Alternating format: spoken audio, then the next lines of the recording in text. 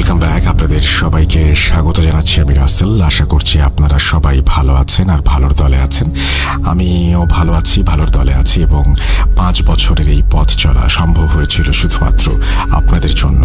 আর সেই কারণে প্রথমে আপনাদেরকে ধন্যবাদ জানাই, আর ধন্যবাদ জানিয়ে আমরা শুরু করতে চাই আমাদের আজকের এপিসোড।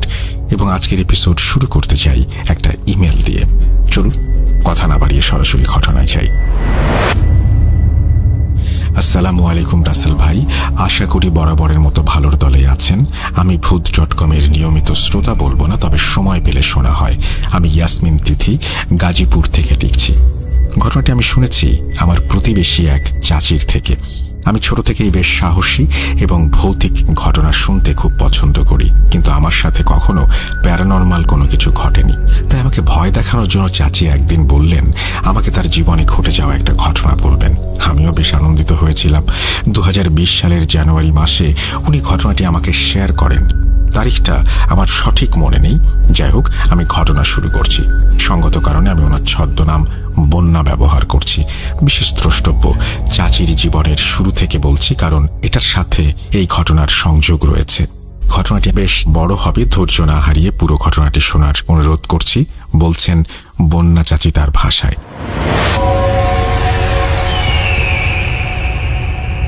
আমার বাবার বাড়ি পাবনা জেলায়। আমার বয়স যখন 5 বছর তখন আমার মা মারা যায়। বাবার একটা বিয়ে করেন। সৎ মা আমাকে খুব মারধর করত, ঠিকমতো খেতে দিত না, বাবাও কিছু বলতো না। আমি স্কুলে পড়তে চাইলে মারত। এভাবেই চলছে আরো কিছু বছর। যখন আমার বয়স 12 থেকে 13, তখন বাবা পাশের বাড়ির এক ছেলের সাথে আমাকে বিয়ে দেয়। সেখানেও আমাকে খুব টর্চার করত। সহ্য করতে না পেরে বিয়ের 3 মাসের মাথায় আমি পালিয়ে আমার নানা বাড়ি বগুড়ায় চলে যাই। কিন্তু তারা আমাকে কি দেখবে? তাদের অবস্থা নুন আনতে পান্তা ফোরানোর মতো। দুবেলা খেতে দেওয়ার বিনিময়ে আমি তাই পরের বাড়িতে কাজ করতাম, কখনো খেতে কাজ করতাম। এমনি একদিন খেতে কাজ করে বাড়ি ফেরার পথে মাথা ঘুরে রাস্তায় সেন্সলেস হয়ে পড়ে যাই। এক ট্রাক ড্রাইভার আমাকে দেখে এবং সে আমার হুঁশ ফেরায়, আমাকে বাড়ি নিয়ে যায়। সব শুনে উনি আমাকে দত্তক নেন, কারণ ওনার মেয়ে ছিল না, একটা ছেলে। যাই হোক, ওই বাড়িতে আমি বেশ ভালোই ছিলাম। আমাকে আমার পালিত বাবা অনেক ভালোবাসতেন। আমার ভাই আমার থেকে বড় ছিল, সে যে স্কুলে পড়তো সেখানে আমাকেও ভর্তি করিয়ে দেয়। আমার মা, মানে পালিত মা, সেও আমাকে আদর করত। তবে আস্তে আস্তে মা কেমন যেন পাল্টে যেতে থাকলো, জানি না কেন। তখন আমি ক্লাস 5-এ পড়ি। আমার ভাই কলেজে উঠেছে। ভাইয়ের কাছে মোবাইল ছিল। যখন ভাই মোবাইল চার্জে লাগিয়ে বাইরে যেত, আমি লুকিয়ে টেপাটিপি করতাম। এভাবে এক ছেলের সাথে আমার পরিচয় হয়। যেহেতু আমার পালিত মায়ের ব্যবহার তখন আমার প্রতি ভালো ছিল না, তাই আমি পালিয়ে যাই ওই ছেলের কাছে। 2014 সাল। ছেলের নাম আবির। বাড়ি সিরাজগঞ্জ জেলার কামারখন্দ থানার জামতৈল গ্রামে। আমি যেদিন ওই বাড়িতে যাই, ওই দিন রাতেই আমাদের বিয়ে দেয়া হয়। আমার শ্বশুর মেনে নিয়েছিলেন, তবে শাশুড়ির মত ছিল না। তবুও বিয়ের পর উনি কয়েকদিন বেশ ভালোই ছিলেন। তারপর আমার পরিবার এবং আমার আগের বিয়ে সম্পর্কে তারা জানতে পারেন। আমার শাশুড়ি লোভী মানুষ ছিলেন। তিনি আমাকে মেনে নেবেন যদি আমার বাবা তাকে টাকা দেন। আমার বাবাকে, অর্থাৎ আমার আসল বাবাকে ডাকা হয়। সে তো আমার পরিচয়ই দেবে না। পরে শাশুড়ি আমাকে আর ওখানে থাকতে দিতে রাজি হন না, তবে আমার শ্বশুর তাকে আটকায়। এভাবে এক জাহান্নাম থেকে অন্য জাহান্নামে গিয়ে পড়লাম আমি। আমার স্বামী এবং শ্বশুর আমাকে অনেক ভালোবাসতেন, তবে শাশুড়িকেও যথেষ্ট ভয় পেয়ে চলতেন সবাই। আমি অনেক চেষ্টা করেছি শাশুড়ির মন জয় করার, পারিনি।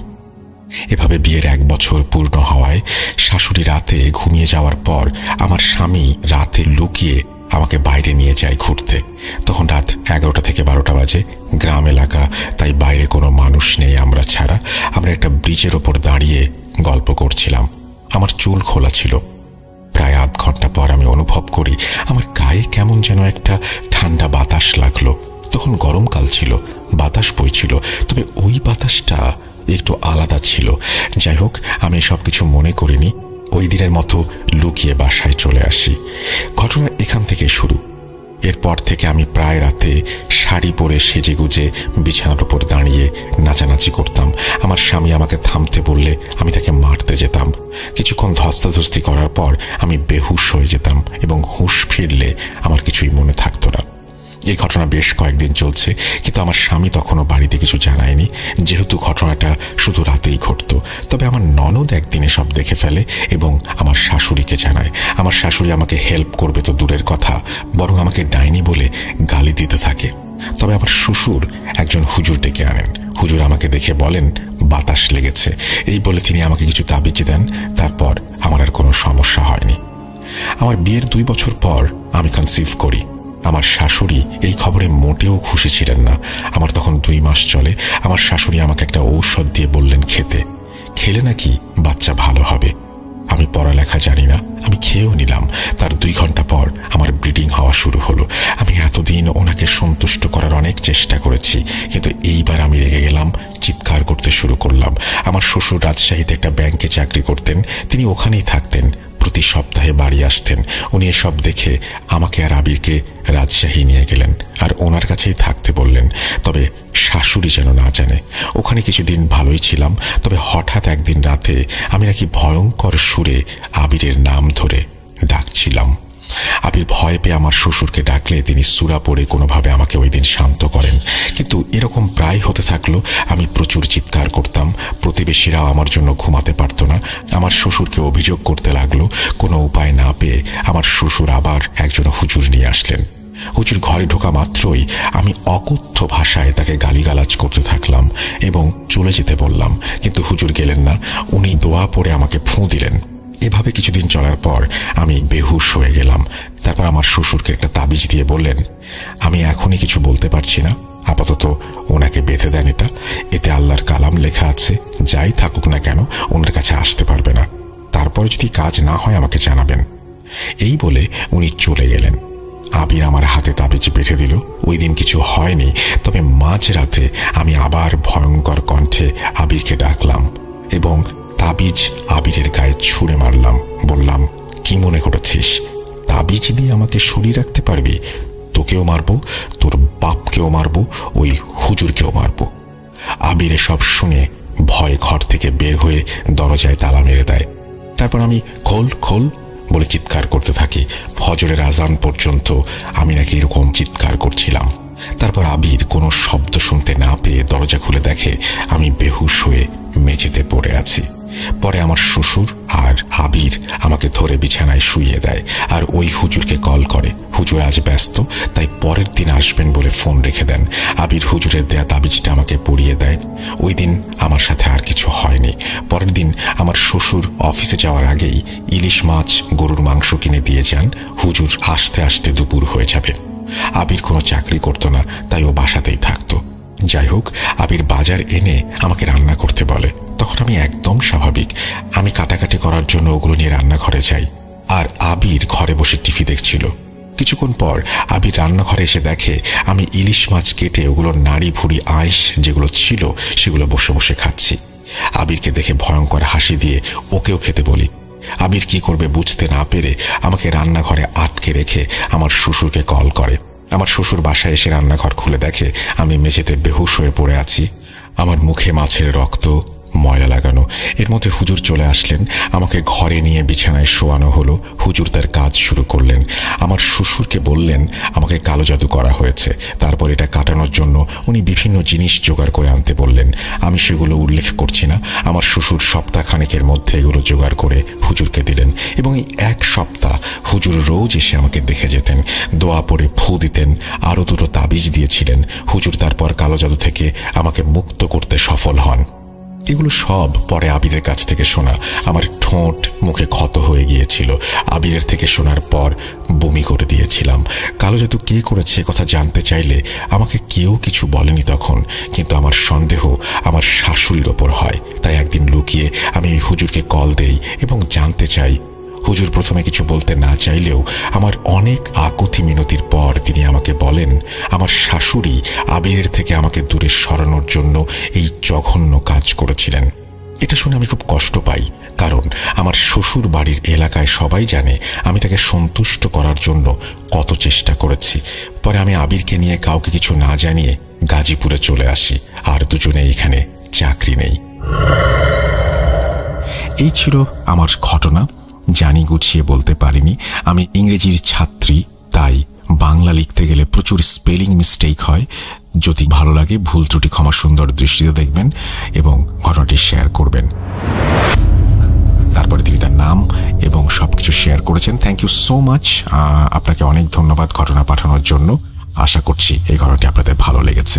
আমরা চলে যাচ্ছি আমাদের পরের ঘটনায়।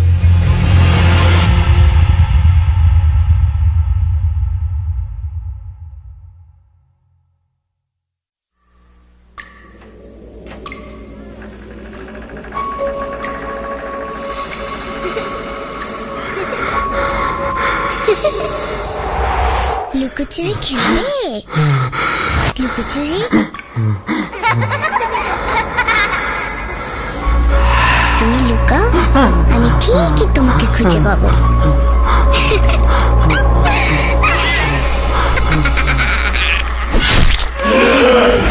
ভূত.com with রাসেল। Welcome back. আপনাদের সবাইকে স্বাগত জানাচ্ছি। আমি রাসেল। আশা করছি আপনারা সবাই ভালো আছেন, ভালোর দলে আছেন। যেভাবে লেখা আছে আমি সেভাবেই পড়ছি। আসসালামু আলাইকুম রাসেল ভাই, কেমন আছেন জিজ্ঞেস করলাম না, কারণ আমি জানি আপনি সবসময় ভালোর দলে থাকেন। ভূত.com এখন এমন একটি প্ল্যাটফর্ম হয়েছে যা মানুষের সাথে ঘটে যাওয়া ঘটনা শেয়ার করার জন্য একটি জনপ্রিয় মাধ্যম। আমি মাহিম বলছিলাম নাটোর জেলার বড়াইগ্রাম থানার জোনাইল ইউনিয়নের চর গোবিন্দপুর থেকে। প্রথমে ভূত FM এবং ভূত.com এর একজন নিয়মিত শ্রোতা আমি। অনেকদিন ধরেই ভাবছি আমার সাথে ঘটা ঘটনা আপনাদের সাথে শেয়ার করব, কিন্তু সময় হয়ে ওঠে না। দ্বিতীয়ত, আপনার ইমেলটা জানা ছিল না। মেসেঞ্জারে যখন আপনার ইমেলটা জানলাম তখনই আপনার কাছে ঘটনা লিখতে বসলাম। এই প্রথম কোনো ঘটনা শেয়ার করছি। আশা করছি প্রিয় লিসেনার্সদের ভালো লাগবে। যদি আমার ঘটনা সিলেক্টেড হয় তাহলে পড়ে শোনাবেন। রাসেল ভাই, এই প্রথম লিখছি, লেখায় কোনো ভুল ত্রুটি হলে ক্ষমা সুন্দর দৃষ্টিতে দেখবেন। মানুষের জীবনে এমন কিছু ঘটনা ঘটে থাকে যা আঁতকে ওঠার মতো। যাই হোক, ঘটনায় যাওয়া যাক। ঘটনার সালটা 2020। সেবার আমি SSC পরীক্ষার্থী। সামনে পরীক্ষা থাকায় চাপটা একটু বেশি ছিল পড়ার। আমার ফুফাতো ভাই সেইবার HSC পরীক্ষার্থী। আমাদের বাড়ির পাশে ভালো কলেজ থাকাতে ফুফাতো ভাই আমাদের বাড়িতে থেকেই লেখাপড়া করতেন। প্রতিদিনের মতো আমি আর লিমন ভাই রাত 12টার পর ঘুমোতে যেতাম। এদিকে পরীক্ষাও খুব সামনে। হঠাৎ একদিন রাতে আমার সারা শরীর অবশ হয়ে আসার মতো হয়। মনে হচ্ছিল সমস্ত পৃথিবী আমার শরীরের ওপরে ভর করে আছে। আমার দম বন্ধ হয়ে আসে। আমার মুখ থেকে একটা শব্দ বের হচ্ছিল না। অনেক চেষ্টা করেও জোরে একটা শব্দ করতে পারিনি। মনে মনে আয়াতুল কুরসি পড়ি আর ঘুমাতে থাকি। পাশ থেকে লিমন ভাইয়া অনেকবার ডাকে, মাহিম মাহিম মাহিম।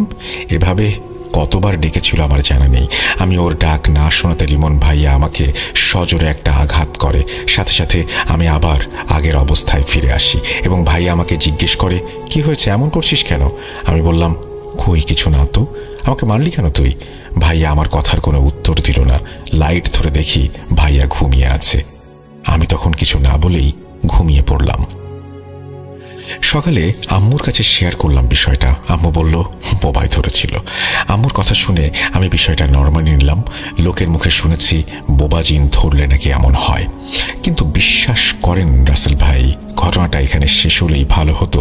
এই ঘটনা ঘটার 3 দিন পরে আরও একটি ঘটনা ঘটে। দিনটি ছিল বৃহস্পতিবার। সেদিন আমি একা। ভাইয়া কলেজ করে এসে গ্রামের বাসায় চলে যায়। প্রতিদিনের মতো আমি সেই দিনও রাত 12টায় ঘুমোতে যাই। ভাইয়া না থাকায় একটু ভয় করছিল। কখন যে ঘুমিয়ে পড়েছিলাম তার টের পাইনি। শীতের রাত থাকায় লেপ নিয়ে ঘুমিয়ে পড়ি। হঠাৎ ঘুমটা ভেঙে যায়। ফোনটা নিয়ে দেখি রাত 3টা বাজে। ফোন রেখে আবার ঘুমানোর চেষ্টা করি, কিন্তু ঘুম কিছুতেই আসছিল না। ভাবলাম কিছুক্ষণ চোখ বন্ধ করে রাখলে ঘুম আসবে। চোখ বুজেই আছি, হঠাৎ অনুভব করি আমার লেপটা আমার শরীর থেকে 2 হাত উঁচুতে ঝুলছে। আমি অনেক চেষ্টা করি চোখ খোলার, কিন্তু পারি না। মনে মনে আয়াতুল কুরসি পড়তে থাকি। কিছুক্ষণ পরে লেপটা আমার শরীরের সাথে লেগে যায় এবং আবার অনুভব করি লেপের ওপর দিয়ে কিছু একটা হাঁটছে এবং আমার পেটে তা স্পর্শ করছে। আমি আরও ভয় পেয়ে যাই, কিন্তু কিছুতেই আমি চোখ খুলতে পারছি না। আমি মনে মনে আবারও আয়াতুল কুরসি সাথে দোয়া ইউনুস পড়তে থাকি। এরপরে আমি আগের মতো নর্মাল হয়ে যাই। চোখের পাতা খুলতে যাব, বিশ্বাস করেন রাসেল ভাই, চোখ খুলে এমন দৃশ্য দেখব এটা দেখার জন্য আমি মোটেও প্রস্তুত ছিলাম না। চোখ খুলে আমি দেখি আমার লেপের তলে একটি আলোতে আলোময় হয়ে গেছে এবং আমি ভয়ে আঁতকে উঠি। আমি দেখতে পাই আমার বালিশ থেকে আনুমানিক 3 হাতের মতো কালো জটা লেজের মতো। তা দেখার পর আলোর সাথে সেই লেজটাও মিলে যায়। ভয়ে আমার শরীর ভিজে যায়। শীতের রাত, এত গরম থাকার কথা না, তারপরেও আমার শরীর তখন হঠাৎ করেই কেমন যেন হয়ে যায়। কিন্তু আমার দিব্যি মনে আছে আমি সেই দিন লাইট অফ করে ঘুমিয়েছিলাম। এখনো সেই আলোর উৎস এবং সেই লেজটা কিসের ছিল আমি মিলাতে পারি না। সকালে সবার সাথে শেয়ার করি, সবাই টেনশন করে। পরের দিন ভালো কবিরাজ ডেকে নিয়ে আসা হয়। কবিরাজ এসে নতুন গামছা, মোমবাতি, আগরবাতি নিয়ে আসন বসান এবং কবিরাজের সাথে থাকা জিন আমার শরীরে হাজির করা হয়। শরীরে জিনটা দেওয়ার পরে কি কি হয়েছে আমার কিচ্ছু মনে নেই। পরে ফুফাতো ভাইয়ের কাছ থেকে জানতে পারি আমি নাকি একদম ছোট্ট ছোট্ট করে কথা বলছিলাম। কবিরাজ নাকি আমাকে জিজ্ঞেস করে, এই ছেলের সাথে কেন এমন করছিস? তখন আমার শরীরে দেয়া সেই জিন বলে, আজ থেকে 30 বছর আগে এই ছেলের বাবার সাথে একটি ঘটনা ঘটে। এনার বাবার সাথে খারাপ জিন ছিল। একদিন এর বাবার দম বন্ধ হয়ে মরে যাবার মতো অবস্থা হয়। সবাই ভাবে সে মরে গেছে, কিন্তু এক লোক এনাকে দেখে বুঝতে পারে সে মারা যায়নি। কবিরাজ এনে তাকে ভালো করা হয় এবং সেই জিন বাবাকে ছেড়ে তার ছেলেকে আসর করে। এই বলে আমি জ্ঞান হারিয়ে ফেলি। কতক্ষণ জ্ঞান হারিয়েছিলাম আমি জানি না। জ্ঞান ফিরে আমি নিজেকে বিছানায় আবিষ্কার করি। ভাইয়ের মুখে কথাগুলো শুনে আমি হতভম্ব হয়ে যাই। এত বছর পর বাবার সাথে ঘটে যাওয়া ঘটনা আমার সাথেও ঘটবে আমি কিছুতেই ভেবে পাই না। বিশ্বাস করুন, আমার সাথে এখনো রাতে মাঝে মাঝে অদ্ভুত কিছু ঘটনা ঘটে, কিন্তু আমার মুখে আল্লাহর কালাম থাকায় তেমন কোনো ক্ষতি হয় না। জানি না এভাবে কতদিন বেঁচে থাকবো। মহান আল্লাহ যেন এর সঠিক উপায় বের করে দেন। আপনারা সবাই আমার জন্য দোয়া করবেন। জানি না কতটা গুছিয়ে লিখতে পেরেছি, ভুল ত্রুটি ক্ষমা সুন্দর দৃষ্টিতে দেখবেন। রাসেল ভাই একদম সত্য ঘটনা, ভালো লাগলে পড়ে শোনাবেন। আরও অনেক ঘটনা আছে, অন্য একদিন শেয়ার করব। সেই পর্যন্ত ভালো থাকবেন। নাম মাহিমউদ্দিন, বয়স 22, চর গোবিন্দপুর, জোনাইল, বড়াই গ্রাম, নাটোর। এই বলে তিনি তার ঘটনা শেষ করেছেন। আশা করছি এই ঘটনাটি আপনাদের ভালো লেগেছে। ভালো লাগলে অবশ্যই আমাদের জানাবেন, ভালো না লাগলেও আমাদেরকে জানাবেন। আমরা চলে যাব আমাদের পরবর্তী ঘটনায়।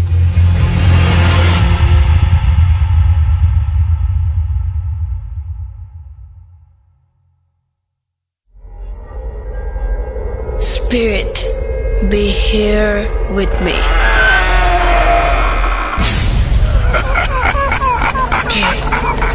কে তুমি? Bhoot.com. The fear returns with Russell.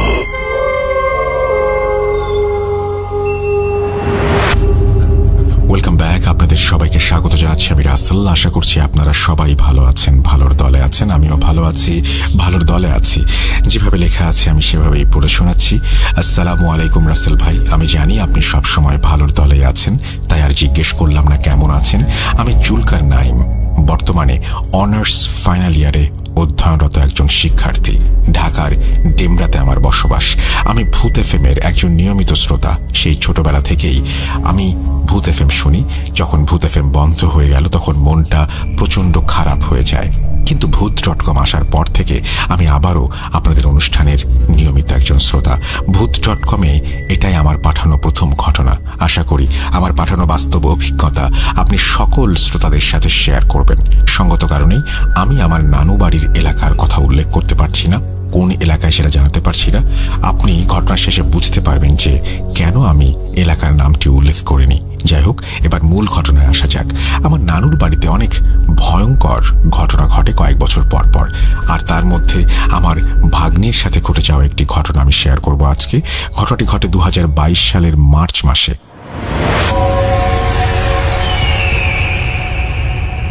আমার ছোট খালামণি অসুস্থতাজনিত কারণে ঢাকার সোহরাওয়ার্দী হাসপাতালে শেষ নিঃশ্বাস ত্যাগ করেন।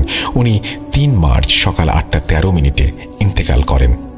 সকালে বাসায় ফোন আসার সাথে সাথে আমার আম্মু, আব্বু, বড় আপু এবং বড় ভাইয়া কান্নার রোল ফেলে দেন বাড়িতে। কারণ ওনাকে আমার আম্মু আব্বু নিজের মেয়ের মতো করেই মানুষ করেছিলেন, উনি সবার ছোট হওয়ার কারণেই। সাথে সাথেই আমাদের গ্রামের উদ্দেশ্যে আমরা রওনা দিই, কারণ দাফন করা হবে গ্রামের বাড়িতেই। আমাদের সাথে রওনা দেন আমার ফুফাতো বোন এবং ওনার বড় ছেলে সিয়াম, আমার ভাগ্নে। আমরা গ্রামে পৌঁছে যাই সকাল 11টার ভেতর। তারপর সারাদিন বিভিন্ন কাজ করে আমরা ক্লান্ত। আমার একটা বাজে দিক আছে, কেউ মারা গেলে আমার কাছে বিন্দুমাত্র খারাপ লাগে না, আমার চোখ দিয়ে এক ফোঁটা পানিও ঝরে না। এই কথা বলার কারণ ঘটনার শেষে বুঝতে পারবেন। আমার কাছে মনে হয় মৃত্যু হয়েছে তো কি হয়েছে, এটা অনেক সাধারণ একটা ব্যাপার আমার কাছে। কিন্তু সেই রাতে এমন কিছু ঘটে আমার সাথে যা দেখে আমার চোখ দিয়ে অশ্রু ঝরতে থাকে নিজের অজান্তেই। সেদিন সন্ধ্যার মধ্যেই দাফন শেষ করে আমরা বাড়ির সবাই গ্রাম্য বাড়ির উঠোনে বসে 4 দিনের মিলাদের ব্যাপারে কথা বলতে থাকি। এক্স্যাক্ট সময়টা মনে নেই, আমার যতটুকু মনে হয় রাত 8টার দিকে আমি আমার ভাগিনাকে বলি, চল বাইরে যাই। আসলে আমার স্মোক করার অভ্যেস আছে, তাই আমার ফুফাতো বোনের ছেলেকে নিয়ে বাড়ির বাইরে যাই স্মোক করার জন্য। বাড়ির সামনেই 3 রাস্তার মোড়ে একটা পুরাতন করই গাছ আছে। আমার একটু প্রাকৃতিক ডাকে সাড়া দেবার দরকার ছিল। সেই গাছের নিচে আমি একটা জায়গা খুঁজে নিই। ঠিক তখনই আমি আর আমার ভাগ্নে একসাথে বলে উঠি, অনেক বড় ভুল করে ফেলেছি, এই জায়গাটা অপবিত্র করা ঠিক হয়নি। কারণ আমি আর আমার ভাগ্নে দুজনেরই মনে হচ্ছিল পেছনে কেউ দাঁড়িয়ে আছে। যাই হোক, প্রাকৃতিক কাজ সেরে আমি সিগারেট বের করি এবং আমি আমার ভাগ্নেকেও দিই।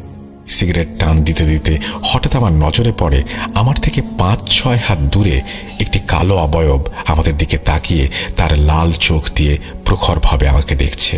এই দৃশ্য দেখে আমি এবং আমার ভাগ্নে একে অপরের দিকে তাকিয়ে কোনো রকম কথা না বলেই সামনের দিকে এগিয়ে যাই। সামনে যেতে যেতে হঠাৎ আমরা খেয়াল করি যে আমরা বাড়ি থেকে মাত্র 5 মিনিটের দূরত্ব অতিক্রম করেছি। তখন তড়িঘড়ি করে আবার বাড়ির দিকে এগোতে থাকি। তখন মনে হচ্ছিল হঠাৎ পেছনে কেউ একজন গাছ থেকে লাফ দিয়ে পড়ল এবং আমাদের পেছন পেছন হাঁটতে লাগলো। তখন আমার ভাগ্নে বলতে লাগলো, মামা, আমার বুকে প্রচণ্ড ব্যথা হচ্ছে। এই কথা শুনে ওর কাঁধে হাত দিয়ে মামার দায়িত্ব পালন করি, ওকে নিয়ে সামনে এগোতে থাকি।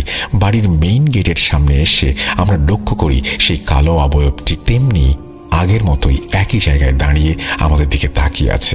আমি এতক্ষণ তেমন ভয় পাইনি, কিন্তু এই দৃশ্যটি আবার দেখে আমার বুকের ভেতরে ধপ করে ওঠে। তারপর বাড়িতে যেয়ে আমার খালাতো ভাইয়ের সাথে সম্পূর্ণ ব্যাপারটা শেয়ার করি।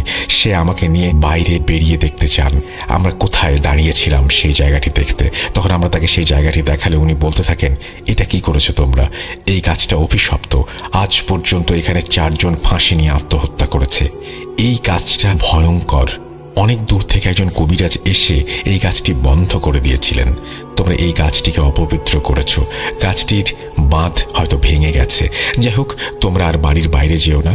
রাতে এই কথা বলে উনি আমাদের নিয়ে বাড়িতে প্রবেশ করেন। সেই রাতে এই কথা চিন্তা করতে করতে আমার আর ঘুম আসলো না। মাঝরাতে এই চিন্তায় আমি আবার স্মোক করার জন্য ঘর থেকে বের হয়ে উঠোনের পশ্চিম কোণায় দাঁড়িয়ে দাঁড়িয়ে স্মোক করতে থাকি। হঠাৎ মোবাইলের দিকে তাকিয়ে দেখি রাত 2:17। তখনই সামনে তাকিয়ে যা দেখি তা হয়তো এই দুনিয়ার কোনো মানুষই দেখতে চাইবেন না।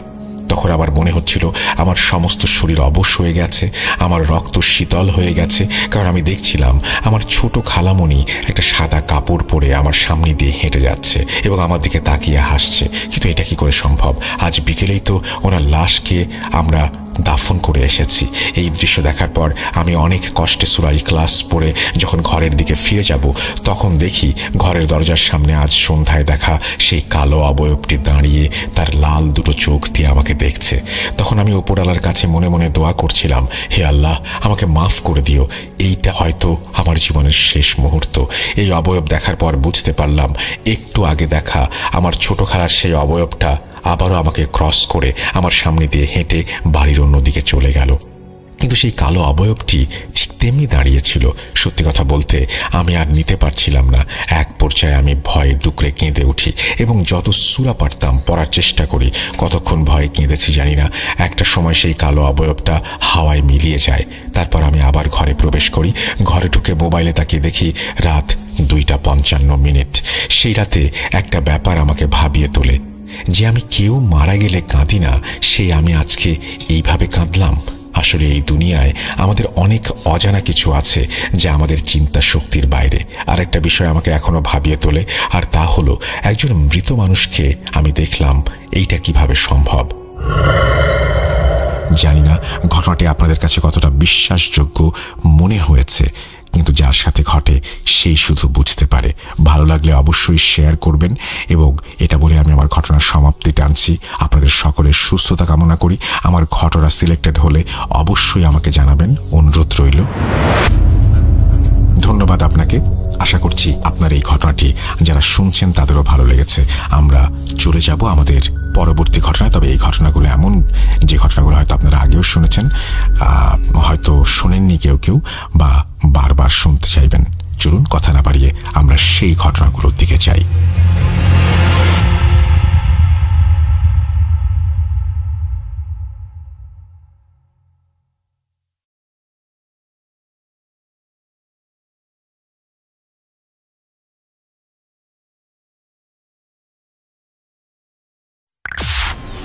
Entertainment is a must. শুনুন স্বাধীন পডকাস্ট।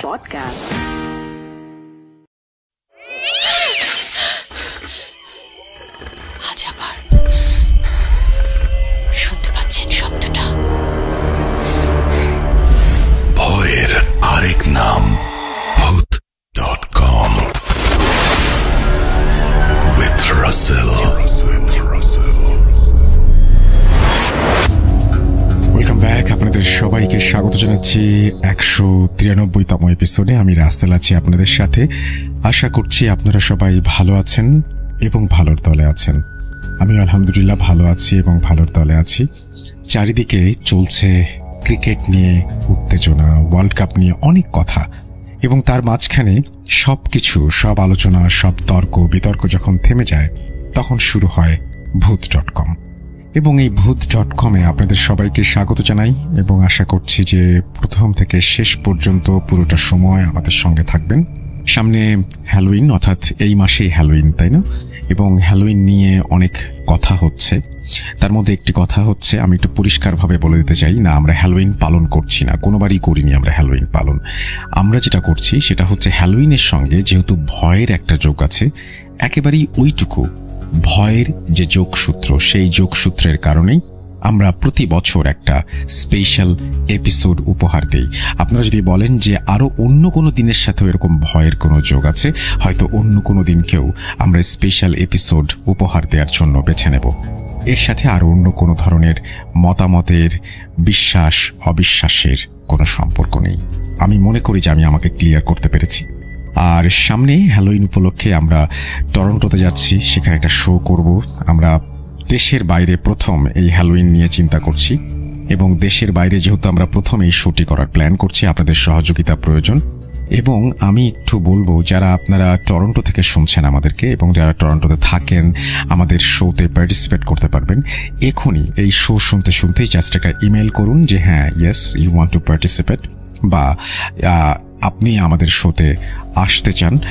সেই ধরনের কোনো ধরনের যদি ইচ্ছা আপনাদের থাকে, তাহলে আপনার নাম, ঠিকানা এবং ইমেল অ্যাড্রেস সহ, আর সেই সাথে ফোন নাম্বার যদি পারেন, যাতে করে আমরা আপনার সাথে কন্ট্যাক্ট করতে পারি। আমরা আপনাদেরকে আমাদের যে এপিসোডটি হবে সেখানে, সেটি তো একটা লাইভ এপিসোড হচ্ছে কোনো একটা স্টেজের ওপরে, সুতরাং সেইখানে আমরা আপনাদেরকে জানিয়ে দেব যে কোথায় আসতে হবে, কখন আসতে হবে, কিভাবে পার্টিসিপেট করতে হবে, সব নিয়ম কানুন। সুতরাং আমি আপনাদের অপেক্ষায় থাকলাম। আশা করছি আপনারা যথাসময়ে আমাদেরকে জানিয়ে দেবেন আপনাদের অবস্থান সম্পর্কে, যাতে করে আমরা আপনাকে ইনভাইট করতে পারি আমাদের শোতে।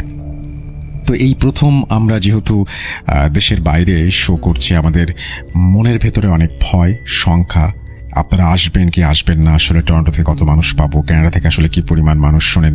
আমাদের ডেটা বলছে অনেক মানুষ শোনেন, কিন্তু তারা কি এই মুহূর্তে আমাদেরকে শুনছেন বা এই মুহূর্তে আমাদের সাথে আছেন কি না, সেটা একটা বড় প্রশ্ন। যাই হোক, আমরা কথা না বাড়িয়ে আজকের ঘটনায় প্রবেশ করব। 192তম এপিসোড আমরা শেষ করেছি। 193তম এপিসোডে আজকে আপনাদের সবাইকে স্বাগত জানাচ্ছি। হ্যালোইন শেষ হতে না হতেই কিন্তু আমরা আবারও 200তম এপিসোডের দিকে এগিয়ে যাব, এবং তখন আবারও আপনাদেরকে কানেক্ট করব, এবং হয়তো আপনাদের সাথে আবারও যোগসূত্র তৈরি হবে সেটা নিয়ে, এবং সেটার জন্য আমরা স্পেশাল ঘটনা চাচ্ছি এখন থেকেই। আপাতত হ্যালোইনকে সামনে রেখে চলুন সামনে এগিয়ে যাই। চলুন শুরু করি আমাদের আজকের এপিসোড। আমাদের এপিসোডে যে প্রথম ঘটনাটি, সেটি একটি ইমেল, এবং সেই ইমেলটি পাঠিয়েছেন বিশেষ একজন আপনারা সবাই পছন্দ করেন, আপনারা সবাই চেনেন, জানেন এবং পছন্দ করেন, সুকান্ত মাইতিকে। সেই সুকান্ত মাইতি আমাদের ঘটনা পাঠিয়েছেন। সুকান্ত মাইতির ঘটনাটি আমরা আপনাদেরকে পড়ে শোনাচ্ছি ঠিক যেভাবে তিনি লিখে পাঠিয়েছেন সেভাবেই। চলুন তাহলে শুরু করি। আসসালামু আলাইকুম রাসেল ভাই, আল্লাহর রহমতে আপনি সর্বদাই ভালোর দলে থাকেন। ওয়ালাইকুম সালাম। ভূত.কমের সমগ্র টিমের প্রতি অফুরন্ত স্নেহ ও ভালোবাসা জ্ঞাপন করে আজ আবারও হাজির হলাম। ভুল ত্রুটি ক্ষমা সুন্দর দৃষ্টিতে দেখার অনুরোধ রইল। চলুন ঘটনায় যাওয়া যাক।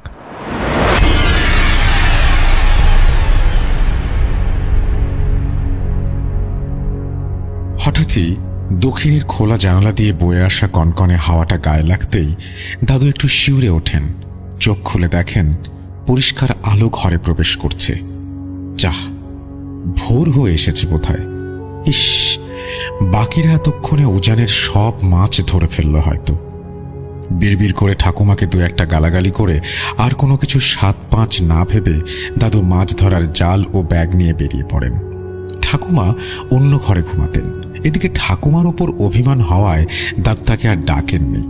আসলে ঠাকুমারই ভোরবেলা দাদুকে ডেকে দেওয়ার কথা ছিল, অথচ তিনি ঘুমাচ্ছেন। দাদু ইষ্ট দেবতার নাম নিয়ে লণ্ঠন হাতে খিড়কি দরজা খুলে ধীরে ধীরে রাস্তায় পা রাখলেন। গত সন্ধ্যায় বৃষ্টি হয়েছে, তাই রাস্তাঘাট পিচ্ছিল কাদায় ভর্তি। কাদা বাঁচিয়ে হাঁটতে হাঁটতে দাদু ততক্ষণে গ্রাম ছাড়িয়ে অনেকটা পথ চলে গেছেন। মাথার মধ্যে শুধু একটাই চিন্তা, বাকিরা এতক্ষণে বুঝি সব মাছ ধরে নিল। তাই হয়তো বিষয়টাকে তিনি এত গুরুত্ব দেননি। গাছপালার ফাঁক দিয়ে মাথার ওপর যে উজ্জ্বল আলো এসে পড়েছে, সেটা যে ভোরের আলো না, নিশিরাতের শুক্লপক্ষের ভরা চাঁদের আলো, তা তিনি খেয়াল করেননি।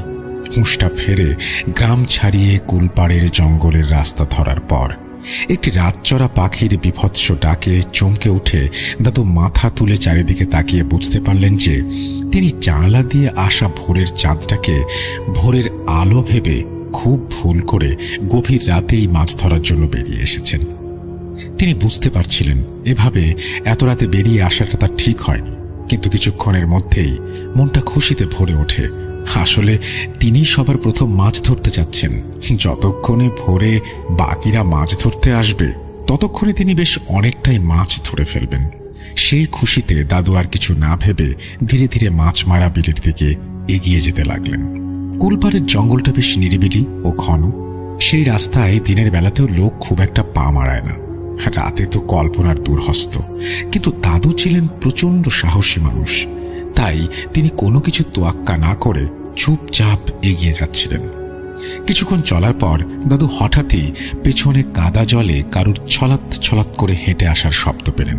ব্যাপারটায় দাদু এতটা গুরুত্ব দিলেন না, ভেবেছিলেন হয়তো কোনো শেয়াল বা হায়না গোছের কোনো প্রাণী হেঁটে আসছে। কিছুক্ষণ পর কি মনে করে দাদু হঠাৎই পেছনে ঘুরে দেখতেই আচমকা শব্দটা থেমে যায়। ব্যাপারটা অদ্ভুত হলেও দাদু তখনও পাত্তা দেননি, এগিয়ে যাচ্ছিলেন মাছ মারা বিলের দিকে। কিন্তু কয়েক মুহূর্ত পর আচমকা তিনি অনুভব করলেন শব্দটা ক্রমশ দ্রুত তার দিকে এগিয়ে আসছে, যেন এক প্রকার দৌড়। দাদুর আর বুঝতে বাকি ছিল না যে কেউ তার পিছু নিয়েছে। তিনি দ্রুত কিছু মন্ত্র পড়ে নিজের শরীর বন্ধ করে পেছনে না ঘুরেই গম্ভীর রাশভারী কণ্ঠে বলে উঠলেন, যে আমার পিছু নিয়েছিস তুই নিশ্চয়ই জানিস আমি কে। আমি নরসিংহ ভট্টাচার্য। জানিস, নিমিষেই তোকে ভস্ম করে দিতে পারি। ভালো চাস তো নিজের জগতে ফিরে যা। সঙ্গে সঙ্গে শব্দটা থেমে যায়। দাদু এবারে কিছুটা দ্রুত হাঁটা শুরু করলেন। তিনি জানতেন এটা কুলপাড়ের জঙ্গল। গাব গাছটা আর কিছুক্ষণের মধ্যেই রাস্তার ডান পাশে ডোবাটার কাছে পড়বে। সেই গাব গাছ নিয়ে বহু হাড় হিম করা ঘটনা এলাকার সবাই জানে। তিনি নিজেও চাক্ষুষ সাক্ষী। যদিও দাদু শরীর বন্ধ করে নিয়েছেন, তবুও দিনের শেষে তিনিও তো রক্তমাংসের মানুষ। গভীর রাতে একা একা বেরিয়ে আসায় বোকামি তো করেছেনই, ফিরে না গিয়ে তার থেকেও আরও বোকামি করেছেন।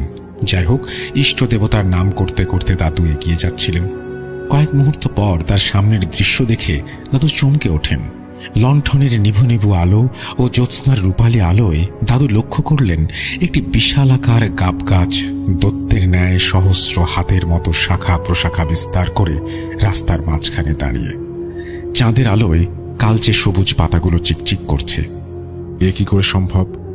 গাছটা তো রাস্তা থেকে হাত পাচে ডান দিকে ঝোপঝাড়ের মাঝে ডোবার কাছে ছিল।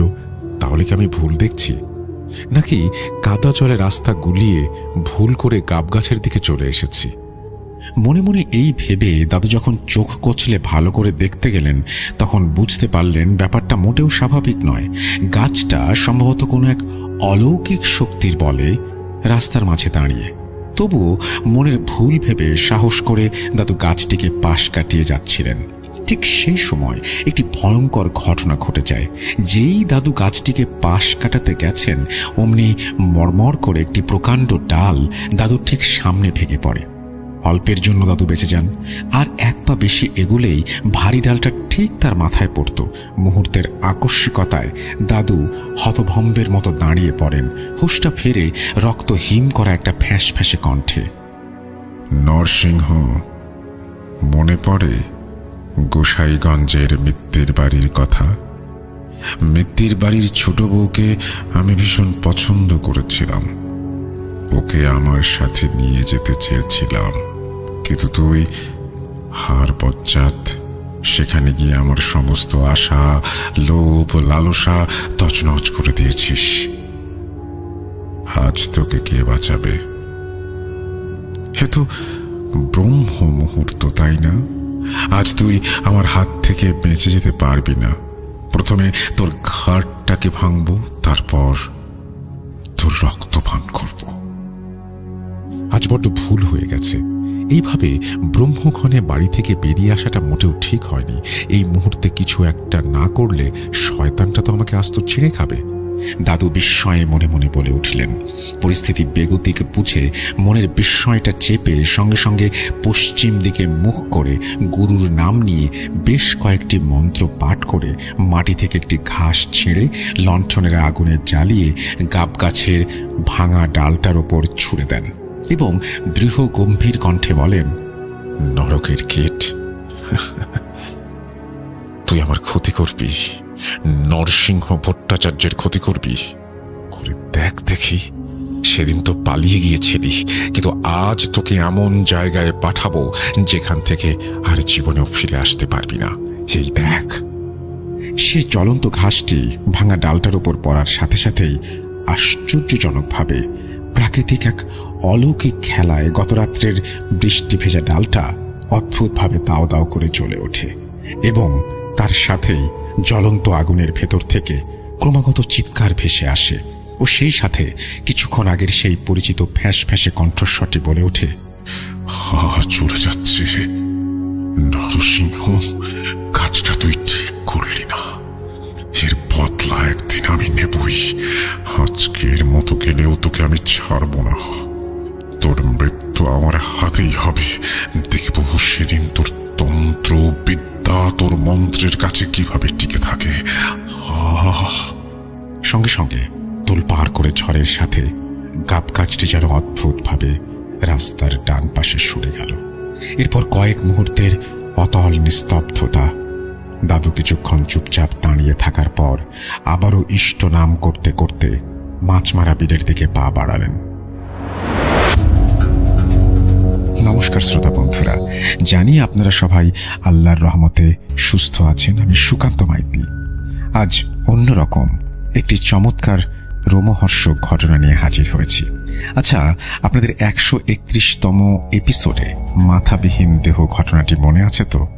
ওই যে পাগলিটার ঘটনা, যা আমি আমার শ্বশুর বাড়ির ওখানে শ্মশানকালী মন্দিরের পুরোহিত প্রায় বছর 80 নিবারণ ভট্টাচার্য, আমার স্ত্রী প্রিয়ার ভট্টাচার্য দাদুর কাছ থেকে শুনেছিলাম। যেহেতু উনি শ্মশানেই থাকেন, তাই ওনার কাছে যে অলৌকিক ঘটনার সম্ভার থাকবে সে বিষয়ে কোনো সন্দেহ ছিল না। তাই সেই সময় শ্বশুর বাড়িতে থাকাকালীন ওনার কাছ থেকে বেশ কয়েকটি ঘটনা শুনি। সেখান থেকে পাগলির ঘটনাটি প্রথমে শেয়ার করেছিলাম 131তম এপিসোডে। আজ আবারও একটি ঘটনা শেয়ার করব যা ওনার কাছে শুনেছি। আপনারা তো জানেন ভট্টাচার্য দাদু আজ আর নেই। 2020 ডিসেম্বর করোনার থাবা থেকে তিনিও ছাড়া পাননি। করোনায় আক্রান্ত হয়ে 7 দিনের মাথায় আমাদের সকলকে ছেড়ে এই ইহলোক ত্যাগ করে পরলোকে চলে গেছেন। ওপরওয়ালার কাছে ওনার আত্মার শান্তি কামনা করি। কিন্তু তার বলা সব রোমহর্ষক ঘটনা এখনো আমার স্মৃতির কোটরে জীবন্ত হয়ে আছে। সেখান থেকেই একটি ঘটনা আজ শেয়ার করছি। সালটা 2015। সেদিনও ছিল বিকেল। আমি, প্রিয়া ও তার দুজন কাজিন মিলে হাজির হই ভট্টাচার্য দাদুর কুটিরে, মানে শ্মশানের পাশে একচালা ঘরটায়। শ্মশানে ঢোকার মুখে সেই অশ্বত্থ গাছটার দিকে নজর যেতেই শিউরে উঠি।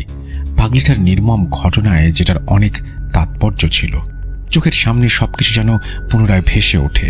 পাগলিটা এবং জিন বা গন্ধর্বের মিলনে সেই অলৌকিক সন্তান ভট্টাচার্য দাদুর আদরের নাতি শিবায়, সে তো এই অশ্বত্থ গাছেই মিলিয়ে গিয়েছিল। প্রিয়া আমার অবস্থা আঁচ করতে পেরে হাত ধরে টেনে নিয়ে গিয়ে ভট্টাচার্য দাদুর দালানে তুলল।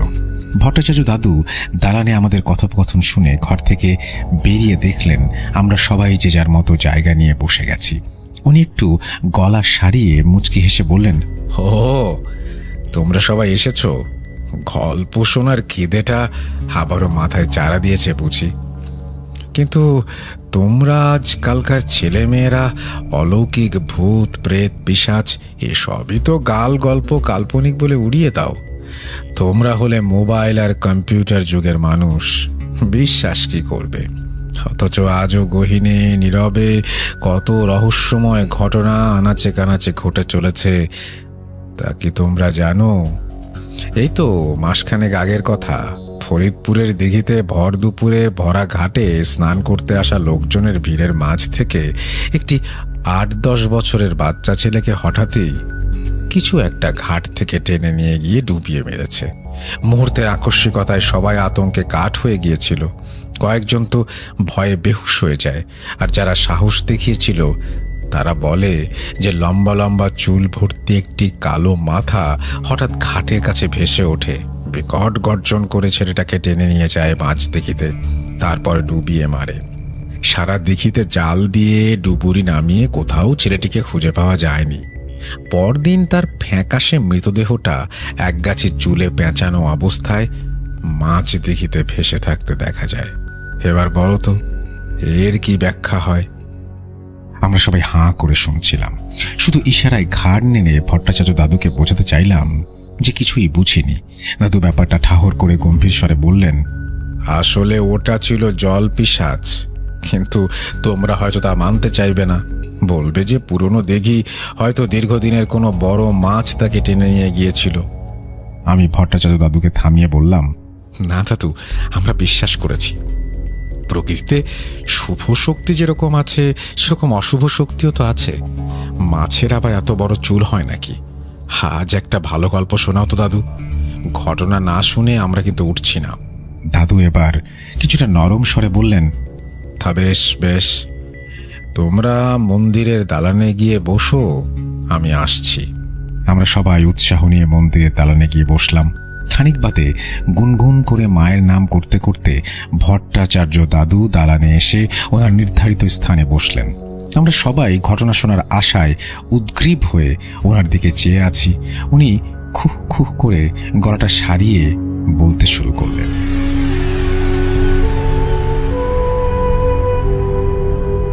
আজ তোমাদের যে ঘটনাটা বলবো তা আমার দাদুর কাছ থেকে শোনা। আমার দাদু স্বর্গত শ্রী নরসিংহ ভট্টাচার্য একজন বড় মাপের পুরোহিত, মা তারার একনিষ্ঠ ভক্ত। বহুকাল তিনি তারাপীঠের শ্মশানে তন্ত্র সাধনা করেছিলেন। বহু তন্ত্র সিদ্ধি করায় করায়ত্ত ছিল। ঘটনাটি ঘটে তা প্রায় আজ থেকে আন্দাজ 100 বছর আগে। আমার জন্ম তখনও হয়নি। বাবারই তখন 10 কি 11 বছর বয়স, বুঝলে? তাহলে বোঝো আমার জন্ম হবে কি করে। তা আমার বয়স যখন 7 কি 8 হবে ঠিক মনে পড়ছে না, সেই বয়সে এই তোমাদেরই মতো প্রায় দাদুর কাছে ভূতের ঘটনা শুনতে বায়না করতাম। সেরকমই একদিন বৃষ্টিমুখর সন্ধ্যায় দাদুর কাছে আবদার করলাম ভূতের ঘটনা শোনাতে। তখনই দাদু এই ঘটনাটি বলেছিলেন। পরবর্তীতে দাদুর মৃত্যু রহস্যটা আজও আমার কাছে ধোঁয়াশা। কিভাবে দাদু মারা গিয়েছিলেন তা পরে বলছি। যাই হোক, ঘটনায় ফিরি। মাছ ধরা রীতিমতো দাদুর নেশা ছিল। প্রতি বছরই বৃষ্টিকালে প্রায় প্রতিদিনই ভোর রাতে মাছ ধরতে বের হতেন। আমাদের গ্রামের পাশে ছিল একটা বিল, সেখানে প্রচুর মাছ পাওয়া যেত। বিলের নাম মাছমারা বিল। ছোটবেলায় বহুবার আমিও দাদুর সাথে ভোর রাতে মাছ ধরতে গিয়েছি। সেরকমই একটা দিন। সেদিন দাদু মাছ ধরতে বেরোন। পরিকল্পনা আগের থেকে ছিল যে তিনি ভোর রাতে উজানে মাছ ধরতে যাবেন। তখন বৃষ্টিকাল চলছে। সেই মতো ঠাকুমাকে তাড়াতাড়ি খেতে দিতে বললেন। এরপর খাওয়া দাওয়া শেষ করে ঠাকুমাকে ভোর রাতের দিকে ডেকে দেওয়ার কথা বলে শুয়ে পড়লেন। মাঝরাতে জানালা দিয়ে চাঁদের আলো আসায় ভোর হয়ে গেছে ভেবে দাদু ঠাকুমাকে বকাবকি করে জাল আর ব্যাগ লণ্ঠন হাতে বেরিয়ে পড়েছেন মাছ ধরতে। ঠাকুমা তখনও ঘুমাচ্ছেন। মাছ মারা বিলের দিকে যাওয়ার সময় হঠাৎই কুল পাড়ে গাছের সেই বিভৎস ভয়ঙ্কর পিশাচের সম্মুখীন হন। যাই হোক, দাদুদার তন্ত্রমন্ত্র বলে অগ্নিবাণে আপাতত সেই শয়তান পিশাচকে পরাস্ত করে যতক্ষণে মাছ মারা বিলে পৌঁছালেন ততক্ষণে পূবের আকাশে হালকা রক্তিম আভার ছটা। যদিও চাঁদ তখনও আকাশে বিদ্যমান। দাদু এক মনে মাছ ধরা শুরু করলেন। একের পর এক মাছ পাচ্ছেন, ব্যাগে ফেলছেন। এভাবে বেশ কিছুক্ষণ চলার পর দাদু হঠাৎই খেয়াল করলেন পেছন থেকে হাড় কাটা চেবানোর কর্মর শব্দ আসছে। দাদুর বুঝতে আর বাকি রইল না কি ঘটনা ঘটছে। তবে তিনি এটা পরিষ্কার বুঝতে পারছিলেন কিছুক্ষণ আগে কুলপাড়ের জঙ্গলে গাব গাছের যে শয়তান পিশাচকে তিনি তাড়িয়েছেন এটি সেটি নয়। আসলে জীবনে তিনি অনেক পিশাচ প্রেতাত্মাকে দমন করেছেন, হয়তো তাদেরই একজন। তবে এটি তার কোনো ক্ষতি করতে পারবে না, কারণ দাদুর শরীর তখন বন্ধ। দেখতে দেখতেই ভোর হয়ে আসে। দাদু মাছ ধরা বন্ধ করে বাড়ির উদ্দেশ্যে রওনা দেবেন বলে ঘুরে যেই মাছের ব্যাগটা নিতে যাবেন অমনি চমকে ওঠেন। কোথায় মাছ? ব্যাগটাই ফাঁকা। পাশে দু একটা মাছের কাটা ছিটে পোটা পড়ে আছে। দাদু বুঝতে পেরেছিলেন ঠিক কি ঘটেছে। মনে মনে একটা দীর্ঘশ্বাস ফেলে বলেন, ধুর, আজ ভোর রাত থেকে পুরো সকালটাই মাটি, একটাও মাছ বাড়ি নিয়ে যেতে পারলাম না। এই বলে দাদু ধীরে ধীরে বাড়ির উদ্দেশ্যে রওনা দিলেন। ভট্টাচার্য ঘটনা ফাঁকে একটু থেমে আবারও মায়ের নাম নিলেন। আমরা সবাই অবাক হয়ে নিজেদের মধ্যে মুখ চাওয়াচাওয়ি করছিলাম। যা বাবা, ঘটনা এখানেই শেষ? শয়তান পিশাচ মিত্তির বাড়িতে ঠিক কি করেছিল ও পরবর্তীতে কিভাবে ওনার দাদুর মৃত্যু ঘটল তা তো কিছুই শোনা হলো না। আমাদের ইতস্তত দেখে ভট্টাচার্য দাদু একটু মুচকি এসে গম্ভীর কণ্ঠে বলে উঠলেন, কি ভাবছ? ঘটনা শেষ? মিত্তির বাড়ির ছোট বৌমার সাথে কি ঘটল, আমার দাদু কিভাবে মারা গেলেন তা তো এখনো শোনা হলো না, তাই এত ছটফট। রোসো বাছারা রোসো। প্রিয়া, যা না মা, আমাদের সবার জন্য একটু চা করে আন দেখি। আজ পুতুলের মা বিকেলে কাজে আসবে না বলেছে। বাচ্চারা তোমরা কুটিরে গিয়ে বসো, আমি সন্ধ্যায় আরতির সরঞ্জাম করে আসছি, বাকি ঘটনা ওখানেই শোনাবো। প্রিয়ার সঙ্গে সঙ্গে ভট্টাচার্য দাদুর কুটিরে গিয়ে আমাদের সবার জন্য চা বানাতে লাগলো। আমরা একে একে এসে দালানের উপরে বসলাম। ততক্ষণে সোনালি বিকেল সন্ধ্যার কোলে ঢলে পড়তে শুরু করেছে। আমাদের কুটিরের দালানে পাঠিয়ে দিয়ে ভট্টাচার্য দাদু সন্ধ্যা আরতির সরঞ্জাম গুছিয়ে দালানে এসে একটা বেতের মাচার উপরে বসলেন। প্রিয়া ততক্ষণে চা বানানো শেষ করেছে। সে একে একে কাপগুলো নিয়ে এসে সবাইকে পরিবেশন করছে। গরম চায়ে চুমুক দিয়ে ভট্টাচার্য দাদুর দিকে তাকাতেই তিনি একটা লম্বা চুমুক দিয়ে আবারও বলতে শুরু করলেন, কুলপাড়ের জঙ্গল দিয়ে মাছ মারা বিলে যাওয়ার সময় দাদু যে ভয়ঙ্কর রোমহর্ষ ঘটনার সম্মুখীন হন তা প্রায় 9-10 মাস আগের কথা। সেদিন দাদু সবে দুপুরের খাবার সেরে দালানে চাটাই পেতে একটু জিরোচ্ছিলেন। এমন সময় উঠান থেকে কেউ একজন দাদুকে স্মরণ করে বেশ জোরে হাঁক দিলেন। সবেমাত্র দুপুরের ভাতটা খেয়ে ঘুমটা চোখে লেগেছে, অমনি কেউ এসে হাজির। দাদু বিরক্ত হয়ে লোকটাকে ভেতরে আসতে বললেন। ভেতরে আসতেই দাদু তাকে চিনতে পারলেন। লোকটি গোসাইগঞ্জের জমিদার রুদ্রশঙ্কর মিত্তিরের দারোয়ান জলধর সর্দার। জমিদার মশাইয়ের বাসস্থান অট্টালিকা গোসাইগঞ্জে হলেও তিনি ছিলেন এই অঞ্চলের মাথা। এই বাঁশঘাটা, গাঙ্গুলিয়া, ফরিদপুর, ছৌগ্রাম সহ এলাকার 20টি গ্রাম তখন ওনার অধীনে। শুনেছি বড় ভালো মানুষ ছিলেন জমিদার রুদ্রশঙ্কর বাবু। আজকাল আর সেই জমিদারিত্ব নেই। তার সেই অট্টালিকা সম প্রাসাদ এবং সবকিছু এখন ভগ্নস্তূপ। সাপ খোপ জঙ্গলে ঢেকে গেছে। শুনেছি ওনার বংশধরেরা বিদেশে ও কলকাতায় থাকেন। দেশভাগের পর জমিদারিত্ব আর টেকেনি। তার অধীনে থাকা অধিকাংশ গ্রাম তৎকালীন পূর্ব পাকিস্তানের অধীনে চলে যায়। এদিকে স্বাধীন ভারতে আবার জমিদারি ব্যবস্থা উঠতে থাকে। এর ফলে তারা এই এলাকা ছেড়ে চলে যান। যাই হোক, দাদু জলধরকে চাটাইয়ের উপর বসতে বলে ঠাকুমাকে জল দিতে বললেন। এরপর তাকে জিজ্ঞেস করলেন যে এই ভর দুপুরে তার আসার কারণ কি। জলধর দুশ্চিন্তার স্বরে জানালো, ঠাকুরমশাই, মিত্তির বাড়িতে ভীষণ বিপদ, সবাই আতঙ্কের মধ্যে আছে। বাবু আপনাকে এক্ষুনি আমার সঙ্গে যাবার অনুরোধ করেছেন। কি বিষয়? সমস্যাটা কি? তা বলার মতো সময় নাই, আপনি সেখানে গেলে সমস্তটা জানতে পারবেন। এবার আজ্ঞা হোক। দাদু গম্ভীর স্বরে জলধরকে বললেন যে উনি মায়ের আরতি সেরে সন্ধ্যায় যাবেন এবং কর্তা ঠাকুরকে চিন্তা করতে বারণ করতে বলে দেন। জলধর দাদুর কথায় আর আপত্তি না জানিয়ে ফিরে যান। আসলে মিত্তির বাড়িতে ঠিক কি ঘটেছে তা দাদু আগে থেকেই কানাফুসোয় একটু আধটু শুনতে পেয়েছিলেন। গ্রাম বাংলার পরিবেশ, এক গ্রামে কিছু ঘটলে তা রাতারাতি আশেপাশের সব গ্রামে ছড়িয়ে পড়ে। কিন্তু জমিদার বাবু যেহেতু নিজ থেকে এতদিন ওনাকে ডাকেননি, তাই দাদু আগ বাড়িয়ে আর যাননি। আজ যেহেতু ডেকেছেন, সেক্ষেত্রে একটু প্রস্তুতি নিয়ে সব গুছিয়ে যাওয়ার জন্য দাদু সিদ্ধান্ত নেন। নির্দিষ্ট সময়ে সেই মতো সন্ধ্যায় জমিদার বাড়ির সীমানায় পৌঁছেই আচমকাই বাড়ির ছাদের ঘর থেকে তীব্র চিৎকার ভেসে আসে। কি, কেউ চিৎকার করছে মনে হচ্ছে। হ্যাঁ, ঠিকই শুনতে পাচ্ছি।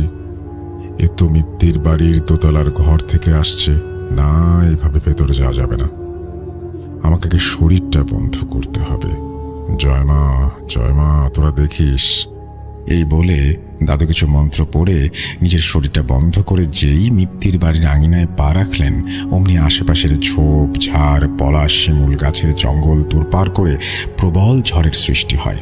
সেই সঙ্গে ঝোপঝাড় জঙ্গলের আড়াল থেকে শিয়ালের বিকট আর্তনাদ ভেসে আসে। রাতচরা পাখিরাও যেন দিশেহারা হয়ে চিৎকার শুরু করে। ব্যাপারটা দাদুর আর বুঝতে বাকি রইল না।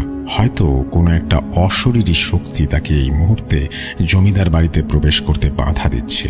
কিন্তু উনিও নরসিংহ ভট্টাচার্য, ওনাকে আটকানো অত সহজ নয়। দাদু কয়েক পা এগোতেই হঠাৎ অনুভব করলেন কেউ যেন শিমুল গাছের আড়াল থেকে তার উপরে নজর রাখছে। পেছনে ঘুরে তাকাতেই দেখেন ছায়াটি মিলিয়ে গেল। জমিদার বাড়িতে প্রকাণ্ড চুন সুরকি খসা দালানে উঠে দেখতে পেলেন জমিদার রুদ্রশঙ্কর বাবু দুশ্চিন্তায় ডুবে অনবরত পায়চারি করছেন। পাশে ছোট ছেলে চন্দ্রশেখর বসে, চোখ মুখে আতঙ্কের ছাপ।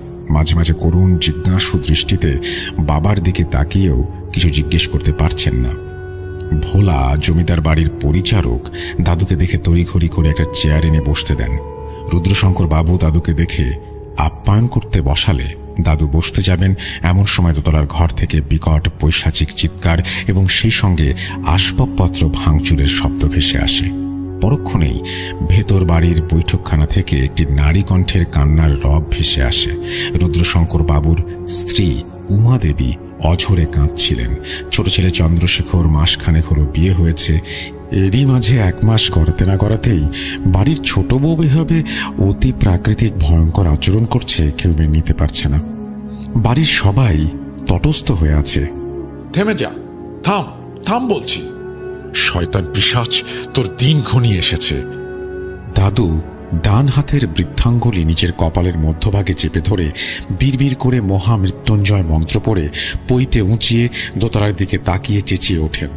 সঙ্গে সঙ্গে সেই বিভৎস ভয়ঙ্কর চিৎকার থেমে যায়। চারিদিক তখন অতল নিস্তব্ধতা বিরাজমান।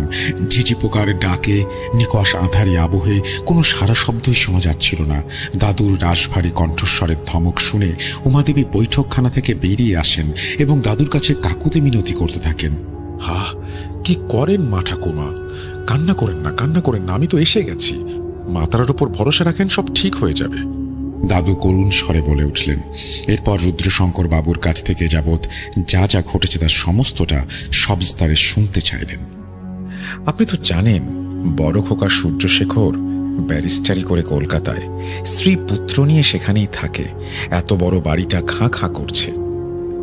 আমাদেরও বয়স হচ্ছে, তাই গিন্নি বলল ছোট ছেলের বিয়ে দিয়ে দিতে। সেই মতো গত মাসে ধুমধাম করে খোকার বিয়ের আয়োজন করি। আপনিই তো অনুষ্ঠানের সবকিছু করলেন, আপনিই ছিলেন বিয়ের পুরোহিত। ছোট মা কাঞ্চনবালাকে পূর্ণবতী লক্ষ্মীমতী হওয়ার আশীর্বাদ করে গিয়েছিলেন। যাই হোক, বিয়ের কয়েকদিন পর থেকেই বৌমার ভেতর কেমন একটা অস্বাভাবিক আচরণ লক্ষ্য করছিলাম। প্রথমে ব্যাপারটা এতটা গুরুত্ব না দিলেও পরবর্তীতে খেয়াল করলাম আচরণটা ধীরে ধীরে পৈশাচিকতায় রূপ নিচ্ছে। সারাক্ষণ গোঁ হয়ে বসে থাকতো, পরিচারিকাদের অশ্রাব্য ভাষায় গালাগালি করত, আমাদের সাথে তো দূরের কথা, এমনকি ছোট খোকার সাথেও ঠিকমতো কথা বলতো না।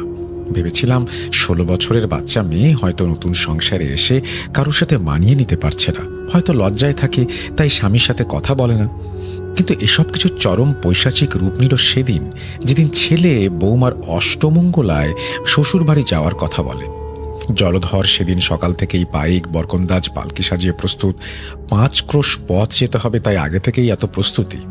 কিন্তু হঠাৎই অন্দরমহল থেকে খবর এলো বৌমাকে নাকি কোথাও খুঁজে পাওয়া যাচ্ছে না।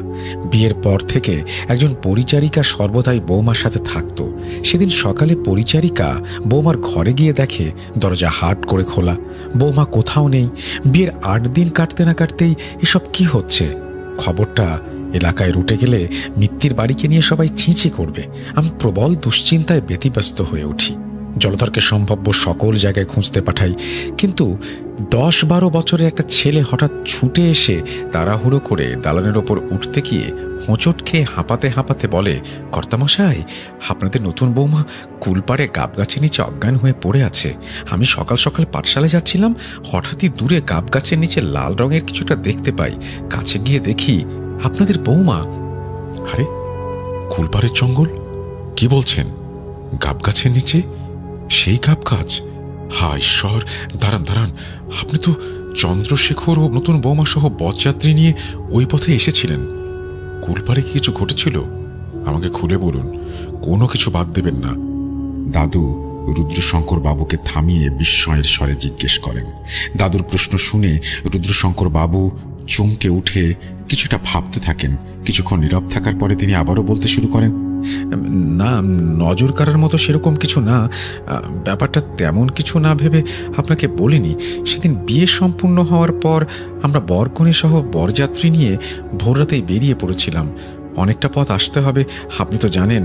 সেটাতে বৃষ্টি হয়েছিল তুমুল, তাই রাস্তাঘাট পিচ্ছিল, কাদা জলে ভর্তি, গরুর গাড়ি চলা দুষ্কর। হেঁটে আসতে সময় লাগবে ভেবে ভোররাতেই বেরিয়ে পড়া। যাই হোক, গ্রাম ছাড়িয়ে মাঠঘাট জঙ্গলের রাস্তায় পড়তে না পড়তেই আকাশ কাঁপিয়ে তুমুল বৃষ্টি শুরু হলো। যে কটা ছাতা ছিল তাতে সবাই বৃষ্টির হাত থেকে রেহাই পেত না, তাই বাকিরা যে যার মতো আশেপাশের গাছতলার দিকে ছুটে গেল, যদি বৃষ্টির হাত থেকে একটু বাঁচা যায়। বেয়ারা, পাইক, বরকন্দাজ পালকি নামিয়ে ছুটে যায় গাছতলায়। জানি বৌমা পালকির ভেতরে আছে, তাই সে অন্তত বৃষ্টিতে ভিজবে না। এই ভেবে আমরাও বৃষ্টির হাত থেকে বাঁচতে কোনো রকমে গাছতলায় গিয়ে দাঁড়ালাম। বৃষ্টি থামতে গিয়ে দেখি পালকির ভেতর বৌমা অজ্ঞান হয়ে আছে। তখন ভেবেছিলাম হয়তো সারারাত্রির বিয়ের ধকলে বাচ্চা মেয়ে ক্লান্ত হয়ে পড়েছে, তাই হয়তো অজ্ঞান হয়ে গেছে। আসলে সেদিন ভোরবেলা তুমুল বৃষ্টিতে আমরা সবাই কুলপাড়ের জঙ্গলের রাস্তায় আটকে পড়ি, আর বৌমার পালকিটা ওই গাবগাছের নিচেই রাখা ছিল। এখন আর অষ্টমঙ্গলার দিন ঘটে যাওয়ার ঘটনার কোনো মিল আছে কিনা, নাকি কাকতালীয়, তা আপনিই ভালো বলতে পারবেন। দাদুর কপালে দুশ্চিন্তার ভাঁজ, চোখে মুখে কোনো এক চাপা আতঙ্ক। তিনি ঘামছেন। কাঁধে থাকা হরিনামের উত্তরীয়টা টেনে মুছতে মুছতে বিস্ময়ে বলে ওঠেন, ঠিক যা ভেবেছিলাম তাই। আপনি তো জানেন কর্তা, কুলপাড়ের রাস্তাটা ভালো না, আর ওই গাবগাছটা নিয়ে এলাকায় কত অলৌকিক রোমহর্ষক ঘটনা ছড়িয়ে আছে তা সবই তো আপনার জানা। গাবগাছের নিচে নাকি অমাবস্যার রাতে অনেকেই দাউ দাউ করে আগুন জ্বলতে দেখেছে। এখন ইংরেজদের দাপট এলাকায় একটু কমলেও আপনি তো জানেন সিপাহী বিদ্রোহের সময় কত শত নিরহ মানুষকে ইংরেজরা চর ভেবে মেরে কেটে ওই জঙ্গলে ফেলে দিত। এখনো ঝোপঝাড় জঙ্গল খুঁড়লে মানুষের 2-1টা হাড়গোড় পাওয়া যাবে। শুধু কি তাই, কত লেঠেল ডাকাতের দল নিরীহ পথিককে মেরে ওই গাবগাছের নিচে ডোবায় পুঁতে রাখত। তাদের অতৃপ্ত আত্মা এখনো ঘুরে বেড়ায়। জায়গাটা ভীষণ অপবিত্র। একদিকে নতুন বউ, তার উপরে কৃষ্ণপক্ষের রাত। কর্তা ঠাকুর, সেদিন কুলপাড়ে দাঁড়িয়ে পড়াটা আপনাদের মোটেও ঠিক হয়নি। নিশ্চয়ই কোনো খারাপ কিছু বউ ঠাকুরনের ওপরে পড়েছে। আর এত কিছু ঘটে যাওয়ার পর এতদিন পরে আমাকে ডাকলেন। ধৃষ্টতা মার্জনা করবেন কর্তা ঠাকুর। আমি আপনাদের বাড়ির বংশ পরম্পরায় পুরোহিত, আমারও একটা দায়িত্ব আছে এই পরিবারের ওপর। আপনি কি সবকিছু শেষ হবার অপেক্ষা করছিলেন? তাহলে আমাকে খবর দিলেন কেন? যাই হোক, এখন বলুন তো, বৌমাকে গাবগাছের কাছ থেকে নিয়ে আসার পর কি ঘটেছিল?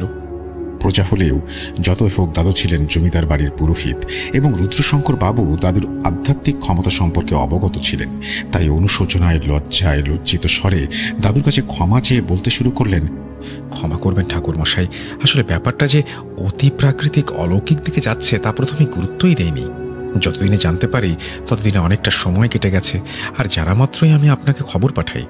আসলে সেদিন ছেলেটির মুখে সমস্তটা শুনে আমরা সবাই ছুটে যাই সেখানে।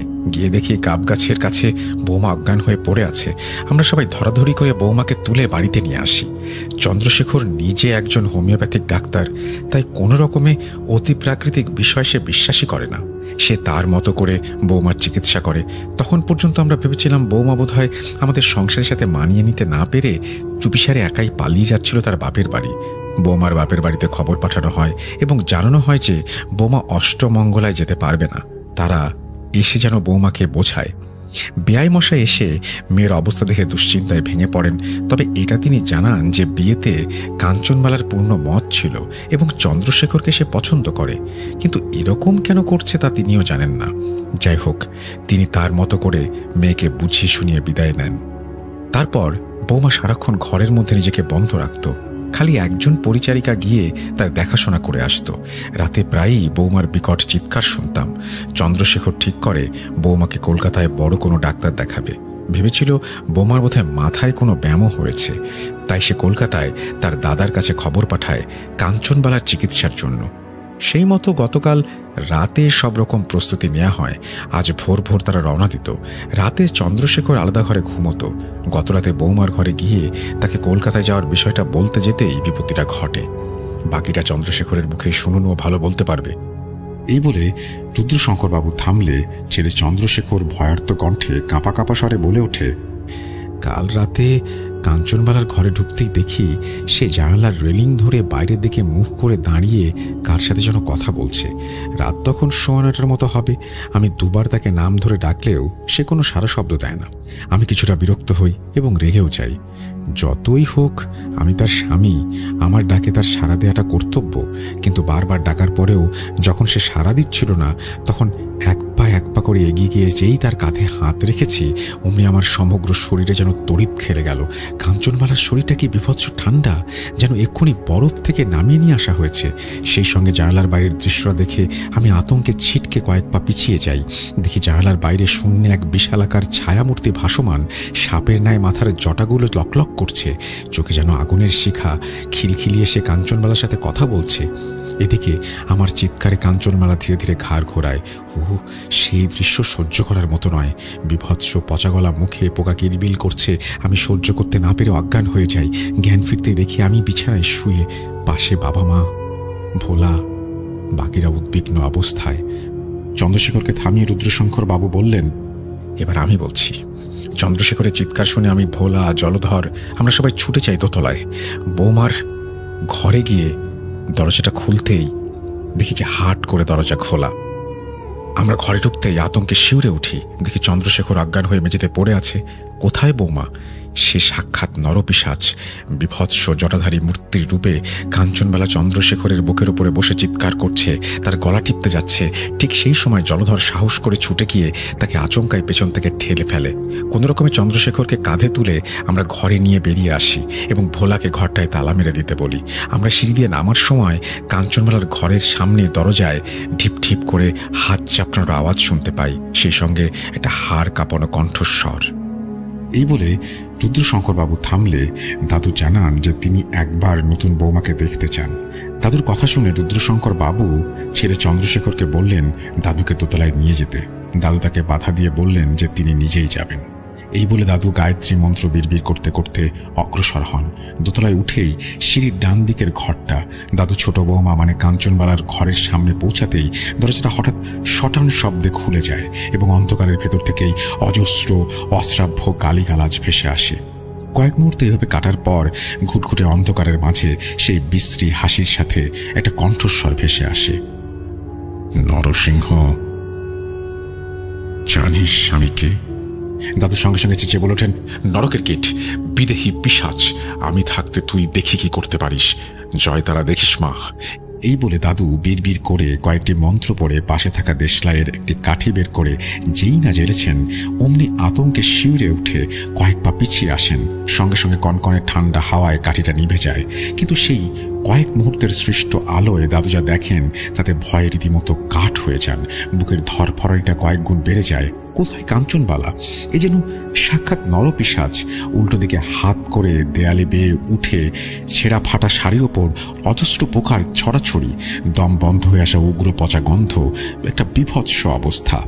আর দাদু সহ্য করতে না পেরে আর্তনাদ করে তৎক্ষণাৎ ঘরের দরজা বন্ধ করে দেন। সিঁড়ি দিয়ে ধরফর করে নেমে আসার সময় শোনেন রুদ্রশঙ্কর বাবু চমকে উঠে বিচলিত হয়ে পড়েন। আতঙ্কের স্বরে দাদুকে জিজ্ঞেস করেন, কি হলো? আপনি এরকম করে সত্রাসে নিচে নেমে এলেন কেন? বৌমা ঠিক আছে তো? কি হলো? আপনি চুপ করে আছেন কেন? কিছু বলুন। দাদু হাঁপাতে হাঁপাতে ভয়ার্ত স্বরে বলে ওঠেন, কর্তা ঠাকুর, আপনার বৌমার ওপর কোনো সাধারণ পিশাচ ভর করেনি। ওর ওপর করেছে ওই তন্ত্রকটু পিশাচ। এই পিশাচ কোনো সাধারণ পিশাচ নয়। এ হলো কোনো এক দুশ্চরিত্র নিম্ন তন্ত্র সাধক তান্ত্রিকের বিদেহী আত্মা। ওর গলায় তন্ত্রমুণ্ডির মালাটা বেশ ভাবাচ্ছে। আমি আজ আর কিছু করতে পারবো না। এর জন্য আগে থেকে কিছু আচার অনুষ্ঠান করে নিজেকে প্রস্তুত করতে হবে। আমি আগামী অমাবস্যায় মা তারার পুজো দিয়ে রাতে আপনাদের বাড়িতে আসব।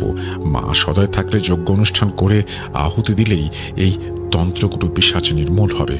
তবে সম্পূর্ণ নিঃশেষ করতে পারবো কিনা জানি না, কারণ জীবিত কালে হয়তো তান্ত্রিকটি নিম্নতন্ত্র সাধনা করে দেবীর 64 যোগিনীদের মধ্যে নিম্ন স্তরের কোনো এক যক্ষিণীকে বশে এনে সাধনা করেছে।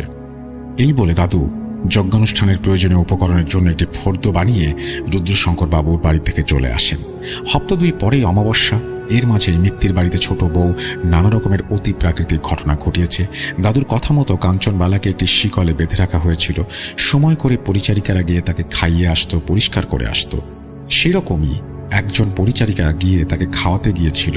সেই সময় কাঞ্চনবালা হঠাৎই বিভৎসভাবে হেসে পরিচারিকাটির হাতে সজোরে কামড় বসিয়ে দেয়। কামড়ের তীক্ষ্ণতা এতটাই ছিল যে এক টুকরো মাংস মেঝেতে পড়ে যায়। ফিনকি দিয়ে রক্ত বেরিয়ে আসে, সমগ্র মেঝেটাকে ভিজিয়ে লাল করে ফেলে। পরিচারিকার করুণ আর্তনাদ শুনে সবাই ধরফর করে ছুটে গিয়ে সেই বিভৎস দৃশ্য দেখে আতঙ্কে শিউরে ওঠে। পরে কোনো রকমে কাঞ্চনবালার হাত থেকে তাকে ছাড়িয়ে নিয়ে আসা হয়। হপ্তা 2 বাদে অমাবস্যার তিথি চলে আসে। সকাল থেকে অজানা কারণে দাদুর মনটা ইতস্তত করছিল। সেদিন আকাশ বেশ অভিমানে গোমরা মুখ করেছিল, ঈশান কোণে ঢেকে গিয়েছিল। দাদু সন্ধ্যেবেলা বিশেষ আচার অনুষ্ঠান শেষে মায়ের পুজো সম্পন্ন করে রক্তস্বর বস্ত্র পরিধান করে জমিদার বাড়ির উদ্দেশ্যে রওনা হন। পথে যাওয়ার সময় রাতচরা পাখি, শেয়ালের বিভৎস কান্নার শব্দ অহরহ ভেসে আসছিল আশেপাশের ঝোপঝাড় থেকে। প্রকৃতিও যেন বিষণ্ণ হয়ে নানাভাবে আকার ইঙ্গিতে দাদুকে জানান দিচ্ছিল যে আজ দাদুর সেখানে না যাওয়াই ভালো। কিছুক্ষণ পর দাদু জমিদার বাড়ির আঁকের সামনে গিয়ে পৌঁছান। এরপর মা তারার নাম নিয়ে গুরুকে স্মরণ করে নিজের শরীর বন্ধ করে জমিদার বাড়ির সীমানায় পা রাখবেন। অমনি আঁকের পাশের দত্তাকার শিমুল গাছটা আচমকায় নড়ে ওঠে, যেন হঠাৎই শুধু গাছটার নিচেই প্রবল ভূমিকম্প হচ্ছে এবং খানিক বাদে একটি প্রকাণ্ড ডাল তার সামনে এসে ভেঙে পড়ে। দাদু কয়েক মুহূর্ত থমকে যান। আসলে উনি জানতেন আজ তিনি একটা বিপদের সম্মুখীন হতে চলেছেন। সেই তন্ত্রমুণ্ডির মালাধারী, যার ক্ষমতা অপরিসীম। রাত্রি তখন ধীরে ধীরে নিশিরাতের অভিমুখে। দালানে গিয়ে দেখেন চন্দ্রশেখর এবং রুদ্রশঙ্কর চিন্তাগ্রস্ত হয়ে ইতস্ততভাবে পায়চারি করছে। দাদুকে দেখে আশাতীত দৃষ্টিতে তার দিকে তাকিয়ে এগিয়ে আসতে গেলে দাদু ইশারায় তাদের বুঝিয়ে দেন যে বিশেষ আচার অনুষ্ঠানের মাধ্যমে যজ্ঞ শেষ না হওয়া পর্যন্ত তিনি মৌন ব্রত পালন করবেন, কেবল মন্ত্র উচ্চারণ ছাড়া। এরপর দালানের ঠিক ঈশান কোণে একটি বেল গাছের নিচে নির্দিষ্ট স্থানে দাদু যজ্ঞের আসন পাততে আরম্ভ করলেন। নিজের সাথে আনা সিঁদুর, হলুদ, তিল, জব দিয়ে তারার মতো করে বিশেষভাবে একটি গণ্ডি কেটে তার মধ্যে যজ্ঞকুণ্ড স্থাপন করলেন। এরপর রুদ্রশঙ্কর বাবুকে দেয়া ফর্দ অনুযায়ী 1 বান্ডিল শুকনো আম কাঠ, 1 কিলো দেশি গাওয়া ঘি, 2 কুচকুচে কালো মোরগ, কিছু শুকনো অশ্বত্থ গাছের পাতা, 2 মাটির সরা, একটি মৃত চড়ুই পাখি ও 1 বোতল দেশি সুরা সমস্ত জিনিস বুঝে নিয়ে দাদু যজ্ঞের ধুনি প্রস্তুত করা আরম্ভ করলেন। এদিকে দোতলার ঘর থেকে কাঞ্চনবালার ভয়ঙ্কর পৈশাচিক গর্জন, অপরদিকে আশেপাশের ঝোপঝাড়দের আড়াল থেকে অহরহ শেয়ালের বিলাপ পরিবেশটাকে যেন ভারী করে তুলছে এই সব কিছু। এরই মাঝে দাদু ধুনি সাজানো সম্পন্ন করে তাতে অগ্নি সংযোজন করতে যাবেন, সঙ্গে সঙ্গে প্রবল ঝড় এসে তা নিভিয়ে দেয়। প্রথমটায় দাদু ভেবেছিলেন হয়তো প্রাকৃতিক নিয়মে স্বাভাবিক বাতাসে ধুনি নিভে গেছে, কিন্তু ব্যাপারটা মোটেও সেরকম ছিল না। বারংবার ধুনি নিভে যাওয়ায় দাদুবার বুঝতে বাকি রইল না। তিনি সঙ্গে সঙ্গে মা তারার নাম নিয়ে গম্ভীর স্বরে মন্ত্র পড়তে শুরু করলেন এবং আবারও শুরু করলেন সবকিছু। এবারে যজ্ঞের আগুন আর নেভে না। শুকনো আম কাঠগুলো আগুনে আষ্টে পৃষ্ঠে দাউ দাউ করে জ্বলে উঠছে। দাদু একটি মাটির সরা তার ওপর রেখে মন্ত্র পাঠ করতে করতে মোরগ দুটিকে বলি দিয়ে উষ্ণ তাজা রক্ত সরাটি প্রায় অর্ধেক ভর্তি করে তার মধ্যে মৃত চড়ুই পাখিটিকে ডুবিয়ে অপর সরাটি দিয়ে ঢেকে দেন। এর এভাবে বেশ কিছুক্ষণ কেটে যায়। অহরহ ঘিয়ের প্রক্ষাপনে যজ্ঞের আগুন তখন আকাশচুম্বী। প্রায় ঘন্টা দুয়েক কেটে গেছে। দাদু মন্ত্র পড়া থামিয়ে ঢাকনা সরিয়ে তার মধ্যে সুরা ঢেলে পুনরায় সরাটি বন্ধ করেন। আবারও চলে নিরন্তর দেবীর 64 যোগের মন্ত্রের পাঠ। রাত্রি তখন নিশিরাতের কোটরে। ততক্ষণে ধুনি প্রায় নিভু নিভু করছে। ঘিয়ের ভাণ্ডার তখন তলানিতে এসে থেমেছে। দাদু মন্ত্র থামিয়ে ধুনি থেকে সরাটা নামিয়ে এনে একটি কাপড়ের সাহায্যে গরম ঢাকনাটা সরাতেই বিশ্রী উদ্ভট উগ্র দুর্গন্ধ সমগ্র পরিবেশে ছড়িয়ে পড়ে। রুদ্রশঙ্কর বাবু ও তার ছেলে চন্দ্রশেখর সেই দুর্গন্ধ সহ্য করতে না পেরে প্রায় বমি করে ফেলেছিল। পুরো ছাই হয়ে যাওয়া চড়ুই পাখির শেষাংশ, জমাট বাঁধা রক্ত ও সুরার সংমিশ্রণে সৃষ্ট দুর্বিষহ চ্যাটচ্যাটে কালচে পদার্থ তৈরি হয়। দাদু আর দেরি না করে বলে ওঠেন।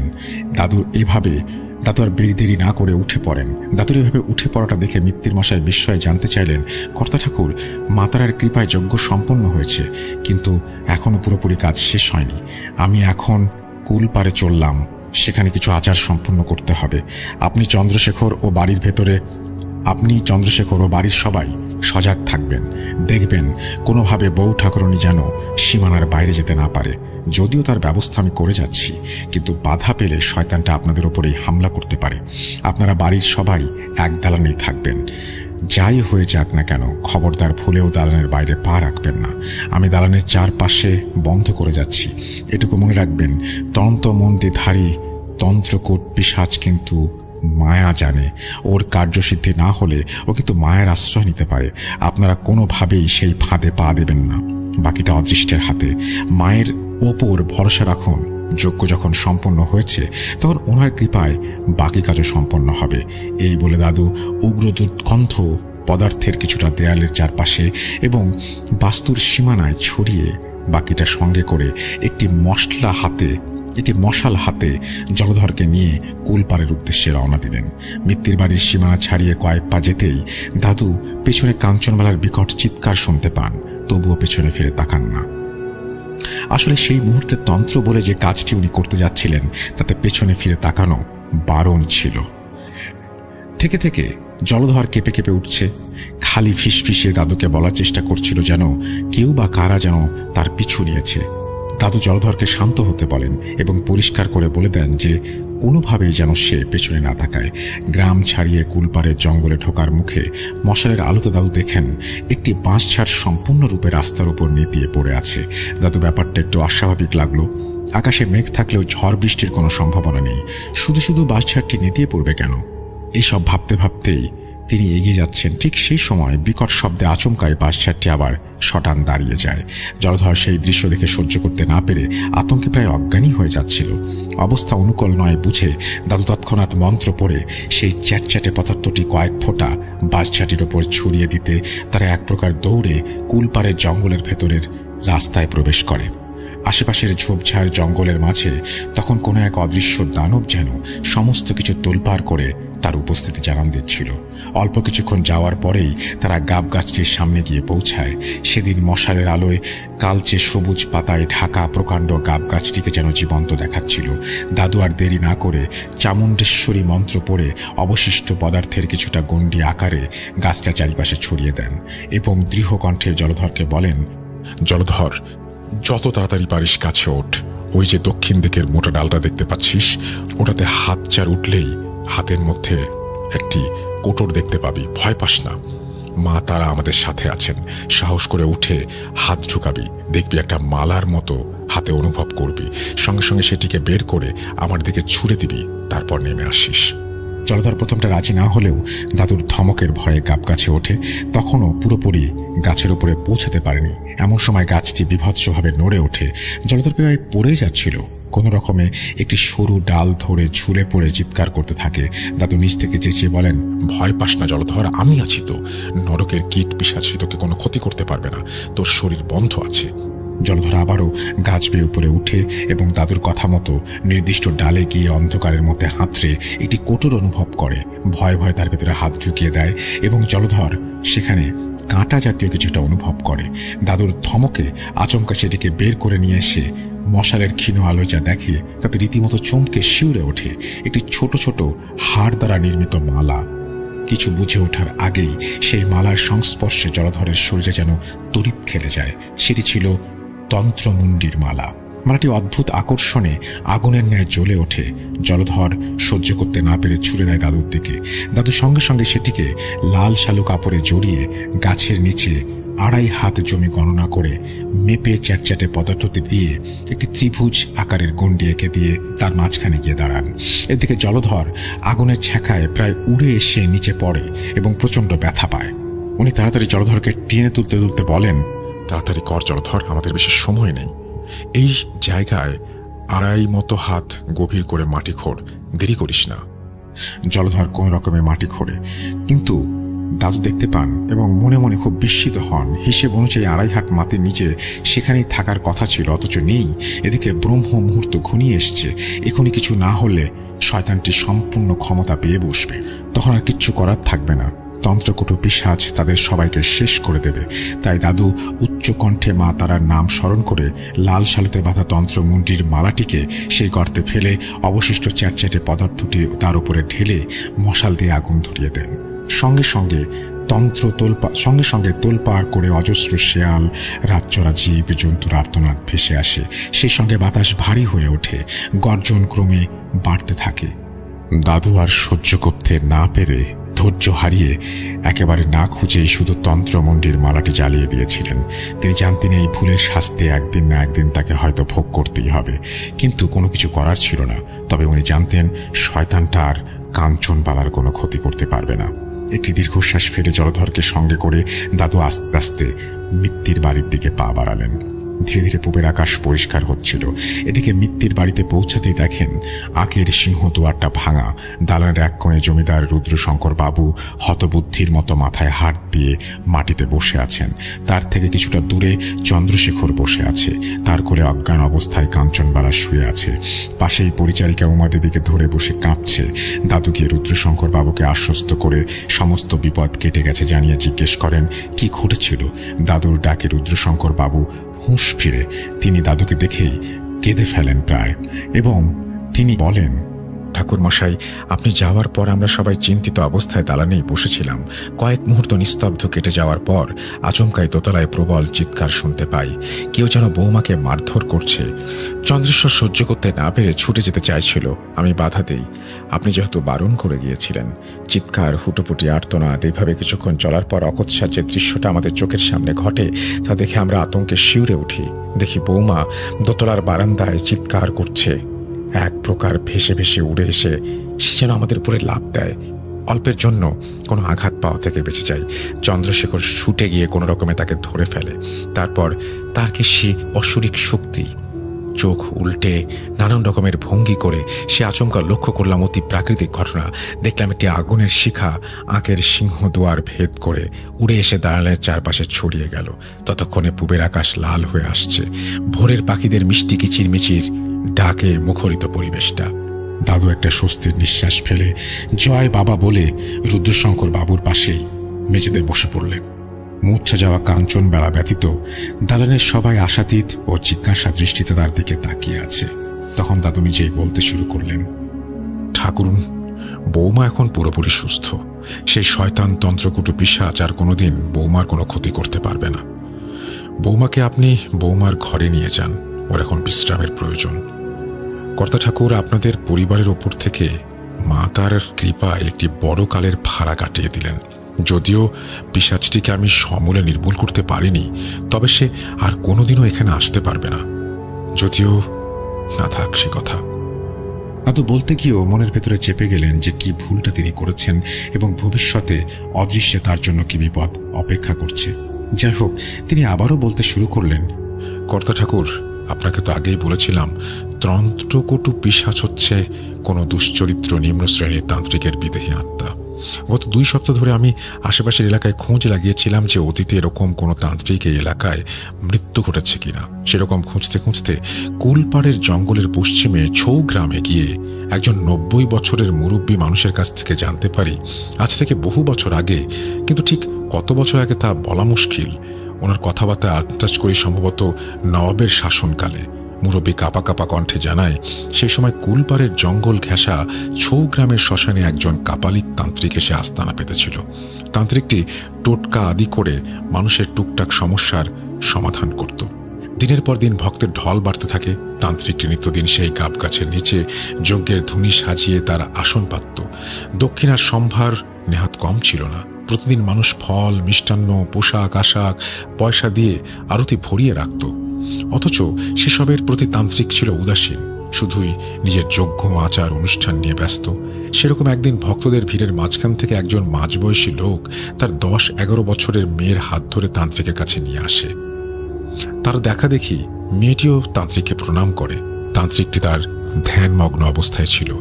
পায়ে অল্প বয়সী হাতের স্পর্শে সে চোখ মেলে তাকায় এবং দেখে একটি ফুটফুটে বাচ্চা মেয়ে তার বাবা হাত জোর করে হাঁটু গেড়ে তার সামনে বসে আছে।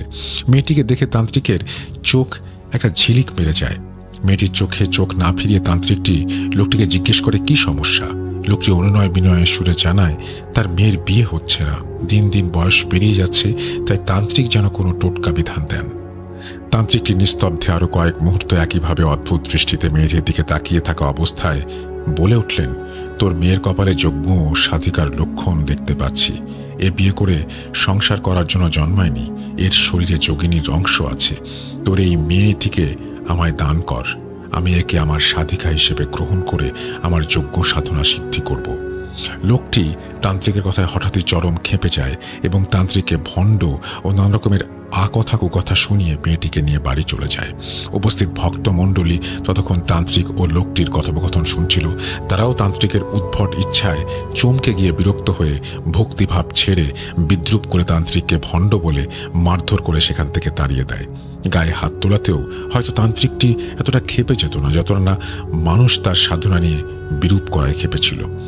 এছাড়া চোখের সামনে এরকম একটি শিকার হাতছাড়া হয়ে যাওয়ায় তান্ত্রিকটির আগে ক্ষোভে প্রায় উন্মাদ হয়ে গিয়েছিল। আসলে যারা নিম্ন তন্ত্র সাধনা করে তাদের এক ধরনের সাধিকার প্রয়োজন হয়।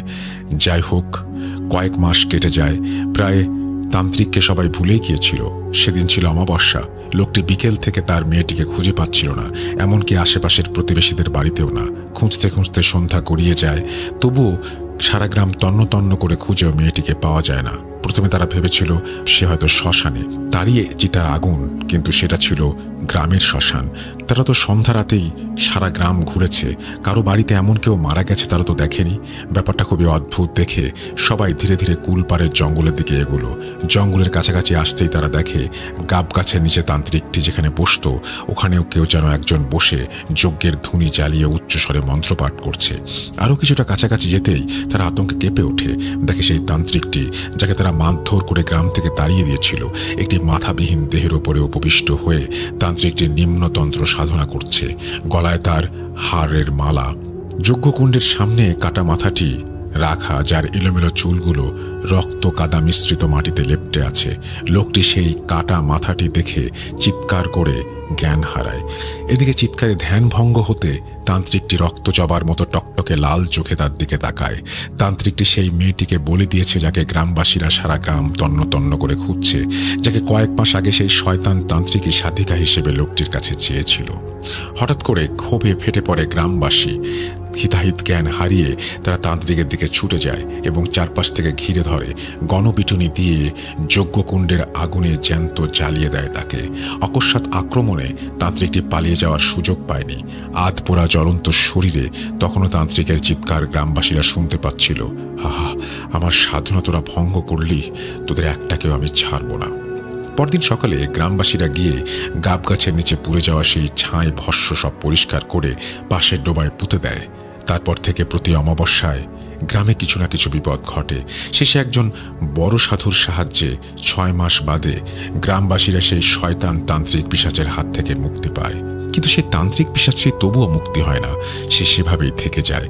আসলে তান্ত্রিকটি সব সাধনা করার 1 সপ্তাহ আগে নিশিরাতে ব্রাহ্ম মুহূর্তে চুপিসারে সেই গাব গাছের নিচে তন্ত্রমুণ্ডির আসন পেতে অঙ্গ আহুতির জন্য নিজের হাতের কনিষ্ঠ আঙুল কেটে গাছতলায় 2.5 হাত মাটি নিচে পুঁতে রেখেছিল। হাকিনী পিশাচিনী তুষ্ট হয়ে তাকে তন্ত্রমুণ্ডির মালা প্রদান করে, যার জেরে তার শরীর শেষ হয়ে গেলেও আত্মা চিরকাল উচ্চাকাঙ্ক্ষার লোভ লালসায় পুষ্ট থেকে যায়। শরীরটা পুড়লেও যেহেতু তখনও একটি আঙ্গুল 2.5 হাত মাটির নিচে পুঁতে রেখেছিল, তাই সেটি অক্ষতই থেকে যায়। তাই তার দেহ মুক্তির জন্য সম্পূর্ণরূপে পঞ্চভূতে বিলীন হয়নি। যে মেয়েটিকে বলি দিয়ে তান্ত্রিকটি সব সাধনা করেছিল বা বলা ভালো করার চেষ্টা করেছিল, সেই মেয়েটি আসলে ওই বয়স্ক মুরব্বীর পূর্বসূরি। সম্পর্কে ছিল পিসি ঠাকুমা। মুরব্বী পরবর্তীতে বংশানুক্রমে তার বাবার কাছ থেকে এই ঘটনা জেনেছিল।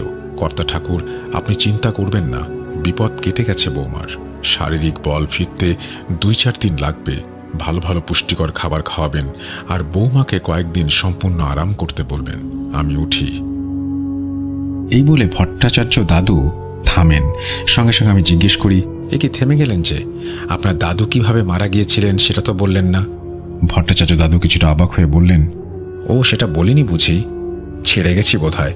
আচ্ছা ঠিক আছে, এখন চলো, মায়ের আরতি বাকি। আমরা সবাই সন্ধ্যার আরতির পরে আবারও কুটিরে দালানে গিয়ে বসলাম। প্রিয়াও স্ব-উৎসাহে গিয়ে চা তৈরি করে নিয়ে সবাইকে পরিবেশন করলো। দাদু আবারও গরম চায়ে চুমুক দিয়ে বললেন, অমাবস্যার সেই বিভৎস রাত্রি যেদিন দাদু সেই শয়তানটিকে শেষ করতে গিয়েছিলেন, তার ঠিক দিন 3 আগে দাদু ধ্যানে মায়ের নির্দেশ পান। নির্দেশ অনুযায়ী সব কাজ নির্বিঘ্নে করলেও দাদু শেষ কাজটি সম্পূর্ণ করতে পারেননি। তার মায়ের নির্দেশ ছিল 2.5 হাত মাটির নিচ থেকে সেই শয়তান তান্ত্রিকের কনিষ্ঠ আঙুলের হাড়টিকে তুলে তার সঙ্গে তন্ত্রমুণ্ডির মালা পেঁচিয়ে আগুনে একই সঙ্গে ভস্ম করতে হবে। কিন্তু তাড়াহুড়োর কারণে দাদু সেটা করতে পারেননি। বেশি দেরি হয়ে গেলে কাঞ্চনবালাকে হয়তো বাঁচানো যেত না। তাই দাদু বাধ্য হয়ে কাঞ্চনবালার ওপর থেকে তন্ত্রকটু পিশাচের প্রভাব কাটাতে শুধু তন্ত্রমুণ্ডির মালাটিকে আগুনে ভস্মীভূত করতে পেরেছিলেন। তারপর 9 মাস 10 মাস কেটে যাওয়ার পর মাছমারা বিলে যাওয়ার সময় দাদুকে আবারও শয়তান পিশাচটি আক্রমণ করে, সেটা বলেছি।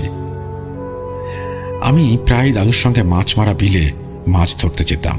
সেই রকমই একদিন ভোর রাতে দাদু মাছ ধরতে যাবেন, অথচ আমার গায়ে প্রচণ্ড জ্বর। ঠাকুমা কোনো মতে আমাকে যেতে দেবেন না, তাই দাদু একাই বেরিয়ে গিয়েছিলেন, আর ফিরলেন না। বেলা বাড়ার পরে দাদু ফিরছেন না দেখে বাড়িতে সবাই চিন্তা করছিল।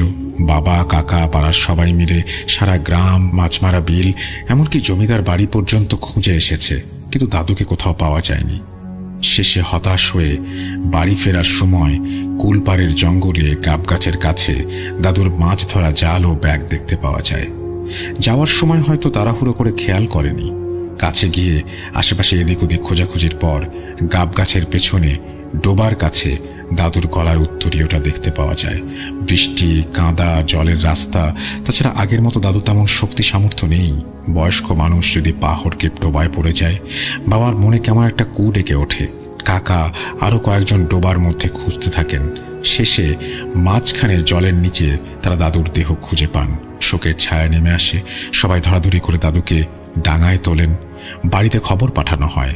আমরা সবাই কান্নাকাটি করতে করতে ছুটে গিয়ে দেখি দাদুর দেহটা গাব গাছে হেলান দিয়ে বসানো, যেন ঠিক ধ্যানের মুদ্রায় বসে আছেন। একটা বিষয় লক্ষ্য করে আমি হতবাক হয়ে যাই যে দেহটি জলে কাদায় ডোবানো ছিল, তার শরীরে কোনো জল বা কাদার দাগ নেই। দাদুর গায়ের ধুতিটাও মনে হচ্ছে যেন শুকনো। তখনকার সময় পরিস্থিতির ব্যাপারটায় বাকিরা কেউ গুরুত্ব দেননি। শ্মশান ঘাটের কাজ শেষ করতে করতে রাত হয়ে যায়।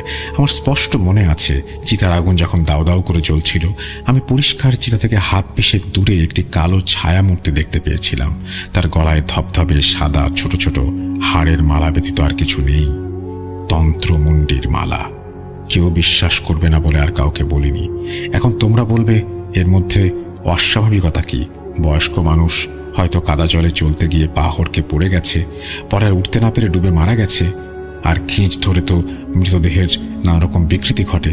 দাদুর দেহটা হয়তো ধ্যান মুদ্রায় সে আকৃতি নিয়েছে।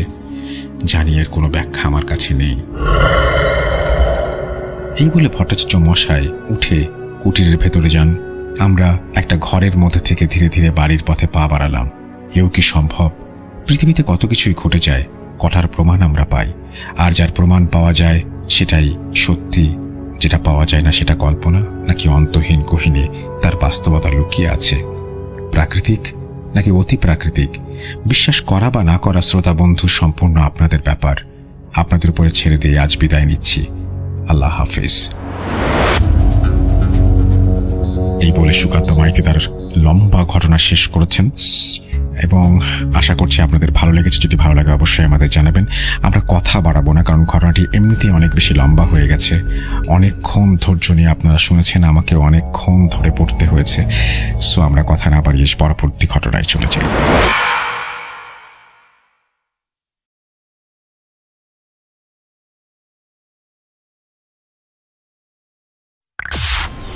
Entertainment is a must. শুনুন স্বাধীন podcast.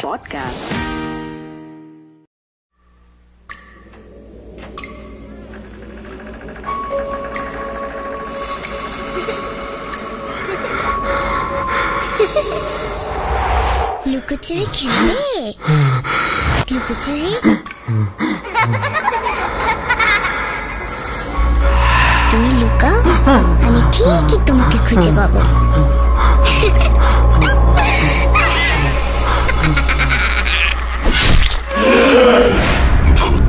Voot.com with Russell. Welcome back. আপনাদের সবাইকে স্বাগত জানাচ্ছি। আমি রাসেল। আশা করছি আপনারা সবাই ভালো আছেন, ভালোর দলে আছেন। আমরা পরবর্তী ঘটনায় যাব। এই ঘটনাটি আমাদেরকে পাঠিয়েছেন আমাদের একজন লিসেনার, এবং এটা হ্যালোউইনের মাস, হ্যালোউইনের স্পেশাল এপিসোড আমরা বলতে গেলে এখন থেকে শুরু করে ফেলেছি, যদিও এর শেষের দিকে চলে যাব আমরা টরন্টোতে। এখন বাংলাদেশে চলছে। এবং সুকান্ত মাইতির ঘটনাটি শোনার পরে আমরা এখন যে ঘটনাটি আপনাদের শোনাবো সেটি একটি অডিও ক্লিপ পাঠিয়েছেন ফারহানা, এবং তিনি ঢাকা থেকে এই ঘটনাটি আমাদেরকে পাঠিয়েছেন। আশা করছি এই ঘটনাটি আপনাদের ভালো লাগবে। যদি ভালো লাগে আমাদের অবশ্যই জানাবেন, ভালো না লাগলেও আমাদের জানাবেন। পুরোটার সময় আমাদের সঙ্গে থাকবেন সেই আশা করব। আমরা সরাসরি চলে যাচ্ছি আমাদের পরবর্তী ঘটনায়।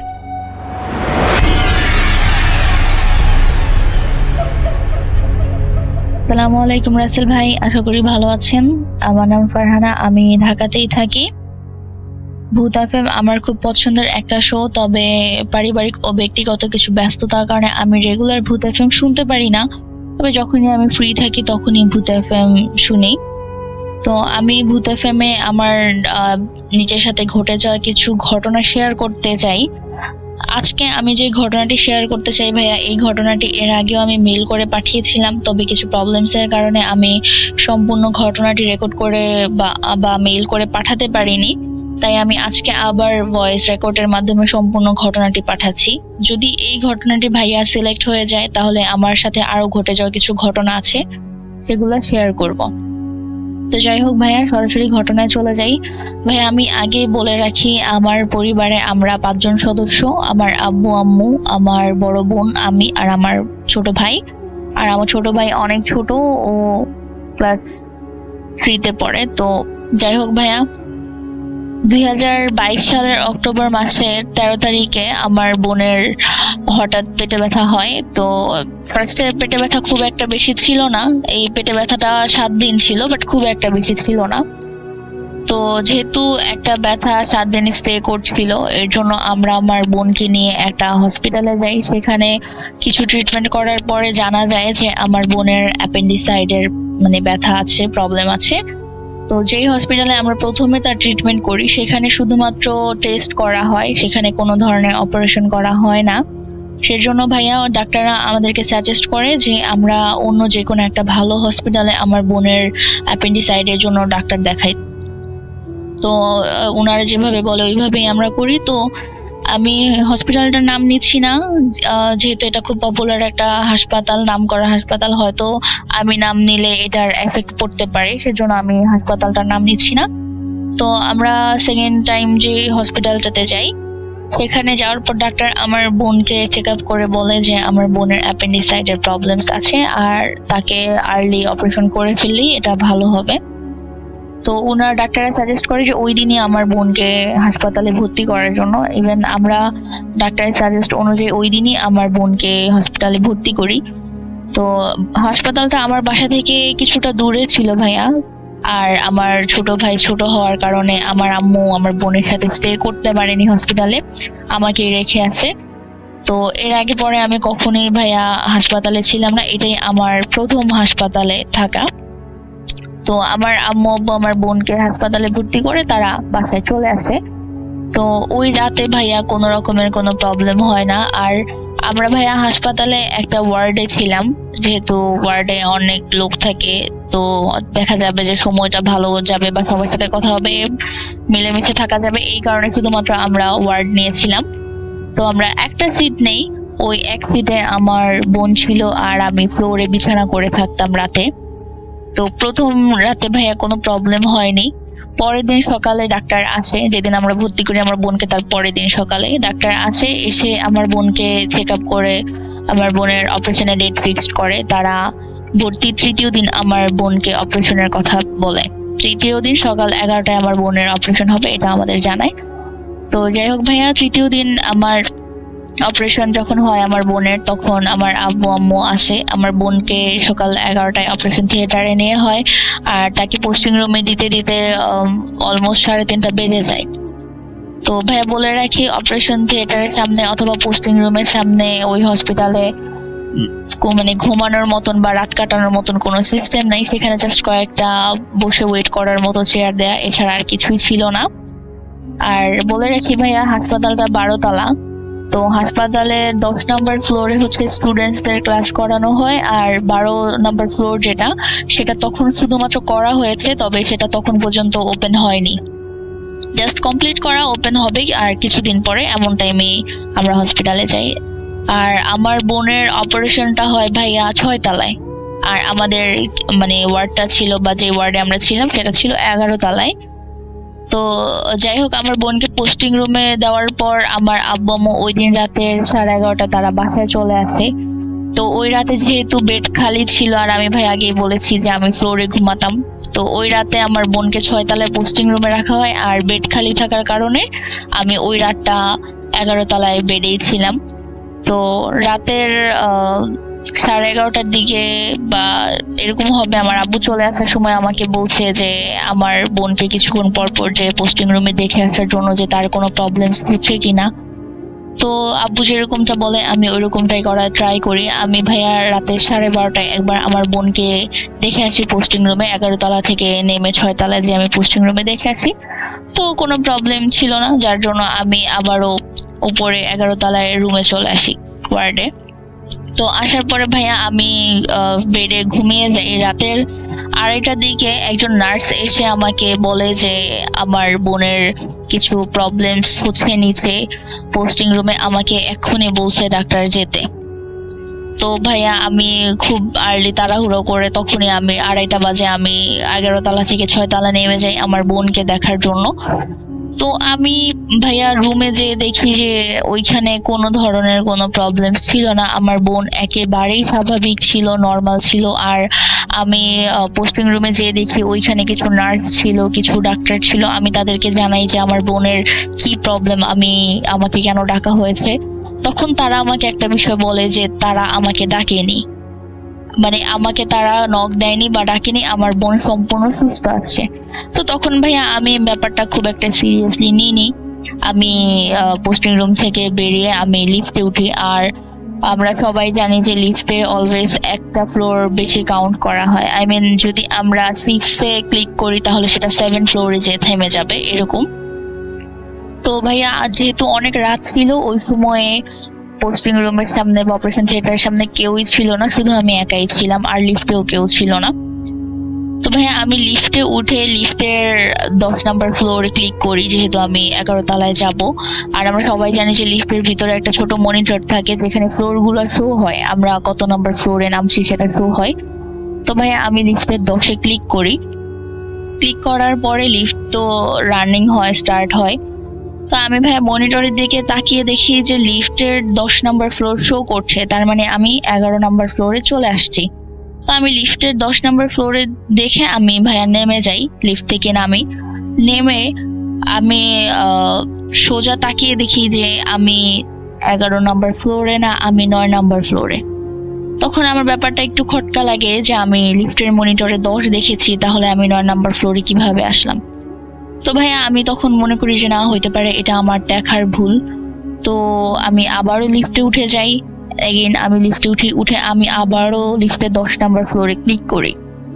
ক্লিক করার পর ভাইয়া 2-3 সেকেন্ড লিফটটা চলার পরে আমি আবারও মনিটরের দিকে তাকিয়ে দেখি যে লিফটের 10 নম্বর ফ্লোর শো করছে। তো ভাইয়া আমি আবারও লিফট থেকে নেমে যাই। এবার আমি যেটা দেখি যে আমি 12 নম্বর ফ্লোরে, সেই ফ্লোরটা যেটা তখন পর্যন্ত ওপেন ছিল না। তো এবার আমি ভাবলাম যে হয়তো লিফটের কোনো টেকনিক্যাল প্রবলেমস হতে পারে। তো আমি ভাইয়া ভাবছি যে না, যেহেতু একটা ফ্লোর নিচে 12 তলায় আছি, 11 তলায় যাব, একটা ফ্লোর সিঁড়ি দিয়ে নেমে গেলে আমি 11 নম্বর ফ্লোরে চলে যাব। তো এটা ভেবে ভাইয়া আমি সিঁড়ি থেকে নামতে থাকি। তো একটা ফ্লোর নেমে ভাইয়া আমি জাস্ট শকড হয়ে যাই। আমি সেই একটা ফ্লোর থেকে নেমে দেখি যে আমি 9 তলায় আবার চলে আসছি। মাঝের 11 তলা আর 10 তলা তখন অব্দি আমি খুঁজে পাচ্ছি না। তো 9 তলায় যখন আমি যাই ভাইয়া, যে দেখি ওইটা একটা শিশু ওয়ার্ড, ওইখানে অনেক বাচ্চারা খেলাধুলা করছে ভিতরে, আর সামনে মানে কেচি গেটের সামনে কিছু ডাক্তারস বসে আছে, তবে তারা আমার দিকে অনেকটা রাগান্বিত ভাবে তাকিয়ে আছে। তো যাই হোক ভাইয়া আমি অনেকটা ভয় পেয়ে যাই। ভয় পেয়েও আমি একজন নার্সকে জিজ্ঞেস করি যে আমি 11 তলায় যাব, আমি তো লিফটে এসেছি, প্রবলেম হয়েছিল, আর আমি সিঁড়িতে এসেও আমি 11 তলা খুঁজে পাচ্ছি না, তো যদি আপনি হেল্প করতেন তাহলে ভালো হইতো। তো উনি আমাকে যেটা বললো যে আপনি এক কাজ করেন, আপনি সিঁড়ি দিয়ে একটা ফ্লোর উপরে যান, একটা ফ্লোর উপরে গেলেই আপনি 11 তলা পাবেন। তো ভাইয়া যেহেতু আমি 9 নম্বর ফ্লোরে ছিলাম, আমি একটা ফ্লোর উপরে গেলে আমি 10 নম্বর ফ্লোর পাবো, বাট উনি আমাকে বলছে যে আপনি একটা ফ্লোর উপরে গেলে 11 নম্বর ফ্লোর পাবেন। তখন ভাইয়া আমি যেহেতু একটু নার্ভাস ছিলাম, আমি ব্যাপারটা অতটা সিরিয়াসলি নিইনি। ওনার কথায় আমি একটা ফ্লোর উপরে উঠি। তো ভাইয়া একটা ফ্লোর উপরে উঠে আমি দেখি যে আমি এগেইন 12 তলায়, মানে মাঝের 10 তলা আর 11 তলাটা তখন অবধি আমি দেখতে পাচ্ছি না।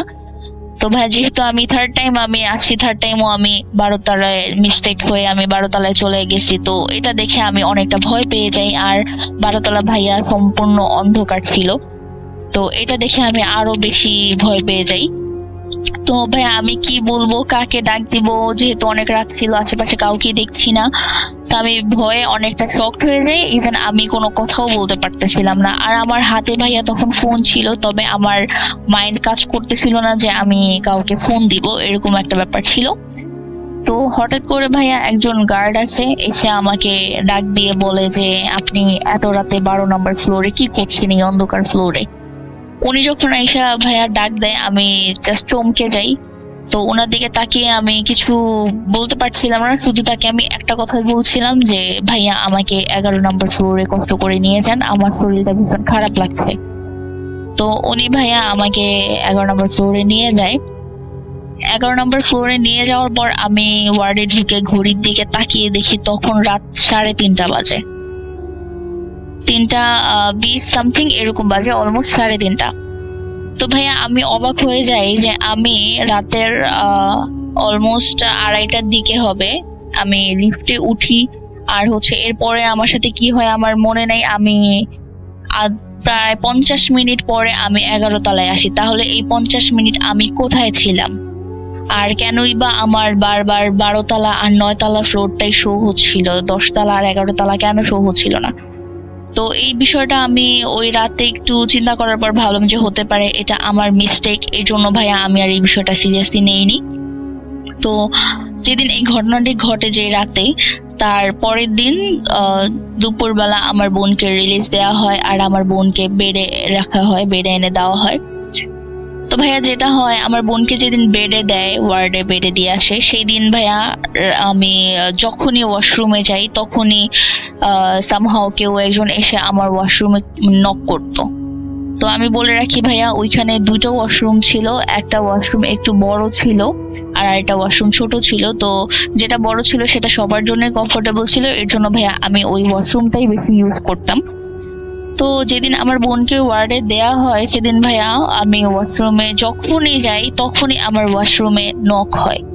আর নকটা অনেকটা এরকম ভাইয়া যে ফার্স্টে একটা নক করে, একবার নক করে, দেন 1 থেকে 2 মিনিট যায়, দেন আবার আরেকটা নক করে। এরকম করে যখন থার্ড টাইম নক করতে আসছে তখন ভাইয়া কন্টিনিউয়াসলি নক করে। তো আমি বলে রাখি ভাইয়া, সেই ওয়াশরুমের পাশে একজনের বেড ছিল। তো আমি ওয়াশরুম থেকে বের হয়ে আমি প্রথম দিন ভাবি যে না হতে পারে ওই আন্টিদের বা আশেপাশে যারা আছে পেশেন্ট তাদের হয়তো কোনো প্রবলেমস হচ্ছিল বিধায় তারা নক করে। তবে ভাই আমি এই ব্যাপারটা লক্ষ্য করি যে আমি যখনই ওয়াশরুমে যেতাম তখনই দরজায় নক হইতো। সেটা ভাইয়া যখনই যেতাম, সেটা দিন হোক রাত হোক, অলওয়েজ আমি ওয়াশরুমে গেলেই দরজাটা নক হইতো।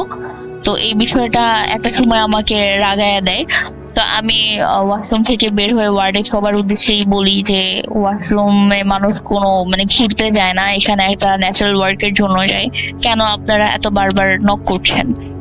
তো ওয়াশরুমের পাশে যে বেডটা ছিল ওইখানে যে আন্টি ছিল উনি আমাকে জানাচ্ছে যে ওইখানে কেউই নক করেনি, দরজায় তারা কেউই নক করেনি, ইভেন কোনো পেশেন্ট অথবা পেশেন্টের গার্ডিয়ান কেউই দরজায় নক করেনি। তখন ভাই আমি একটু চমকে যাই যে তাহলে এতক্ষণ ধরে দরজায় নক করছেটাকে। তো আমি এই বিষয়টা ওই আন্টিকেও কিছু না জানাই আর আমার বোনকেও আমি কিছু জানাইনি। তো এটা ভাইয়া পঞ্চম রাতের ঘটনা, পঞ্চম দিন যেদিন আমি রাতে ঘুমানোর সময় ভাইয়া তখনও প্রায় 1:30-2টা বেজে যায়। তো আমি আমার ঘুম চলে আসে, আমার চোখটা লেগে আসার সাথে সাথে ভাই আমি শুনতে পাই যে কেউ একজন আপনার হসপিটালে যে থাই গুলো থাকে সেই থাইয়ে কেউ একজন নক করছে। তো আমার ঘুমটা তখন ভেঙে যায় যে সাডেনলি এত রাতে থাইয়ে কে এত কন্টিনিউয়াসলি নক করছে। তো আমি ঘুম থেকে উঠে দেখি যে ওয়ার্ডের প্রত্যেকটা পেশেন্ট, প্রত্যেকটা গার্ডিয়ান ঘুমাচ্ছে, সবাই ঘুমিয়ে আছে, ওয়ার্ডের দরজা লক করা। তাহলে আমি ভাবতেছিলাম যে তাহলে থাইয়ে কে নক করছে। তো এটা ভাবতে ভাবতে ভাইয়া আমি আবারও ঘুমিয়ে যাই। তো যখন আমি ঘুমিয়ে যাই সাডেনলি শুনি যে আমার কানের পাশে একটা মেইলি কণ্ঠে কেউ একজন খুব জোরে খিলখিল করে হাসছে এরকম। তো এই সাউন্ডটা শোনার সাথে সাথে ভাইয়া আমি আবার ঘুম থেকে উঠে যাই। উঠে যাওয়ার পর আমি চারোদিকে তাকাই, আবার সব দিকে তাকায় দেখি যে না, এবারও সেম, ওয়ার্ডের সব পেশেন্ট, সব গার্ডিয়ান সবাই ঘুমাচ্ছে। তো আমি ভাবলাম যে হতে পারে বাহিরের হাসপাতালে, যেহেতু বাহিরের হয়তো কেউ এসে হাসছে। তো আমি ওয়ার্ডের থেকে বের হয়ে ভাইয়া যেটা দেখি, বাহিরে একটা মানুষও ছিল না, একজনও ছিল না, না কোনো ডাক্তার না কোনো নার্স, কেউ ছিল না। তাহলে আমার কানের কাছে এসে ওই অট্ট হাসিটা কে দিয়েছিল? তো এটা ভাবতে ভাবতে আমি আবারও ওয়ার্ডে যাই, যে আবার শুয়ে পড়ি। আমি এর মাঝে ভেবেছিলাম যে আমার বোনকে ডাক দিব, বাট আমার বোন সিক, তার জন্য তাকেও আর ডাক দেওয়া হয়নি। তা আমি সেকেন্ড টাইম যখন আমি আবারও ঘুমিয়ে পড়ি, তখন সেম ওয়েতে এসে কেউ একজন খাইতে নক করছে। তো ভাইয়া আমি এটা শোনার পর আমি আর এবার চোখ খুলিনি, আমি চোখ বন্ধ করে রেখেছিলাম, কারণ আমি ভাবতেছিলাম যে এবার আমি শুনতে চাই যে কে কাজটা করছে, কে নক করছে বারবার। তো আমি সজাগ হয়ে যাই, বাট আমি চোখ খুলিনি। এমন সময় ভাইয়া আমার কানের কাছে এসে আবারও একটা হাসির শব্দ শোনা যায়। তো আমি ঘুম থেকে উঠে এবার সেম জিনিসই দেখি যে সবাই ঘুমাচ্ছে। তো আমার কানের কাছে এসে হাসছেটাকে। তো ভাই এই টাইমে আমি ভাবলাম যে না, আমি আর নিচে ফ্লোরে থাকবো না, আমি একটু কষ্ট হলো আমার বোনের পাশে আমি বেডেই থাকবো। তো ওই রাতটা আমি বোনের পাশে বেডেই ছিলাম। তো ভাইয়া ফজরের যখন আজানটা, আমার বেডে উঠার কিছুক্ষণ প্রায় আধা ঘন্টা পরে ফজরের আজান হয়ে যায়। আজান হওয়ার পরে আমি দেখি যে একজন আন্টি ঘুম থেকে উঠে উনি নামাজ পড়ে উযু করে কুরআন শরীফ পড়তেছে, হসপিটালে উনি কোরআন শরীফ পড়তেছে। তো তখন আর আমি ওনাকে কিছু বলি না। সকাল 11টার সময় আন্টি আর আমি ভাইয়া কেবিনে, কেবিন না, মানে আমরা ক্যান্টিনে যাই খাবার খেতে। তো ক্যান্টিনে যখন আন্টি আর আমি খাবার খেতে যাই, পাশের বেডের আন্টি, তখন আমি আন্টিকে জিজ্ঞেস করি যে আন্টি গতকাল রাতে এরকম কিছু থাইয়ের শব্দ, কেউ নক করছে এরকম শব্দ হচ্ছিল, আপনি কি এরকম ধরনের কোনো শব্দ পেয়েছিলেন কিনা? তখন আন্টি বলে যে আন্টিও সেম শব্দগুলো পাচ্ছিল, কেউ একজন এসে থাইতে নক করছে, কেউ একজন তার কানের কাছে এসে হাসতেছে, এরকম ধরনের শব্দ সেদিন রাতে উনিও ফিল করে। যার জন্য ভাইয়া উনি ফজরে ঘুম থেকে উঠেই আগে উযু করে উনি কোরআন শরীফ পড়তে বসে। তো আমি আন্টিকে জানাই যে আন্টি, আমি ভেবেছিলাম যে এটা হয়তো আমার একার সাথেই হচ্ছে। তো আন্টি জানায় না, শুধু এটাই না, উনিও যখন ওয়াশরুমে যায় তখন উনি শুনে যে কেউ একজন ওয়াশরুমের নক করছে। তো ভাইয়া আমরা দুইজনই অনেকটা ভয় পেয়ে যাই। ঘটনাটি হয়তো এখানে স্টপ হইলে ভালো হইতো। তো ভাইয়া ওই দিন যেটা হয় সেটা হয়ে যায়। তো এরপরে 6 নাম্বার রাতে আমাদের আর কোনো প্রবলেম হয় না। তো 7 নাম্বার ডে, যে আমি হসপিটালে 8 দিন ছিলাম, তো 7 নাম্বার দিনটা যেটা হয় সেদিন সকালবেলা ভাইয়া পাশের, আমি বলেছিলাম যে ওয়াশরুমের পাশে একটা বেড ছিল, ওইখানে একজন আন্টি ছিল। তো ওই আন্টির মেয়ে আন্টির সাথেই থাকতো, আর ওনারা ভাইয়া 28 দিন হসপিটালে ছিল, স্টে করেছে 28 দিন। তো আমরা সবাই সকালে ঘুম থেকে উঠে যে যার মতন কাজ করতেছি, পেশেন্টদের যতটুকু সেবা দেয়া দরকার আমরা সবাই দিচ্ছি। এরকম সময় ভাইয়া ওই ওয়াশরুমের পাশের বেডে যে আন্টি ছিল, ওনার মেয়ে ওয়াশরুমে যাবে, ওয়াশরুমে যাওয়ার জন্য ও বেড থেকে দাঁড়ায় জাস্ট 2 কদম সামনে গিয়েছে, আর ও সাথে সাথে সেন্সলেস হয়ে ওইখানেই পড়ে যায়। তো ওই মেয়েটা সেন্সলেস হয়ে পড়ে যাওয়ার পরে সাথে সাথে ডক্টররা আসে। ডক্টররা ভাবে যে হয়তো ওর কোনো ফিজিক্যালি কোনো প্রবলেমস আছে বিধায় ও অজ্ঞান হয়ে গিয়েছে, যেহেতু ও হসপিটালে 28 দিন স্টে করছে।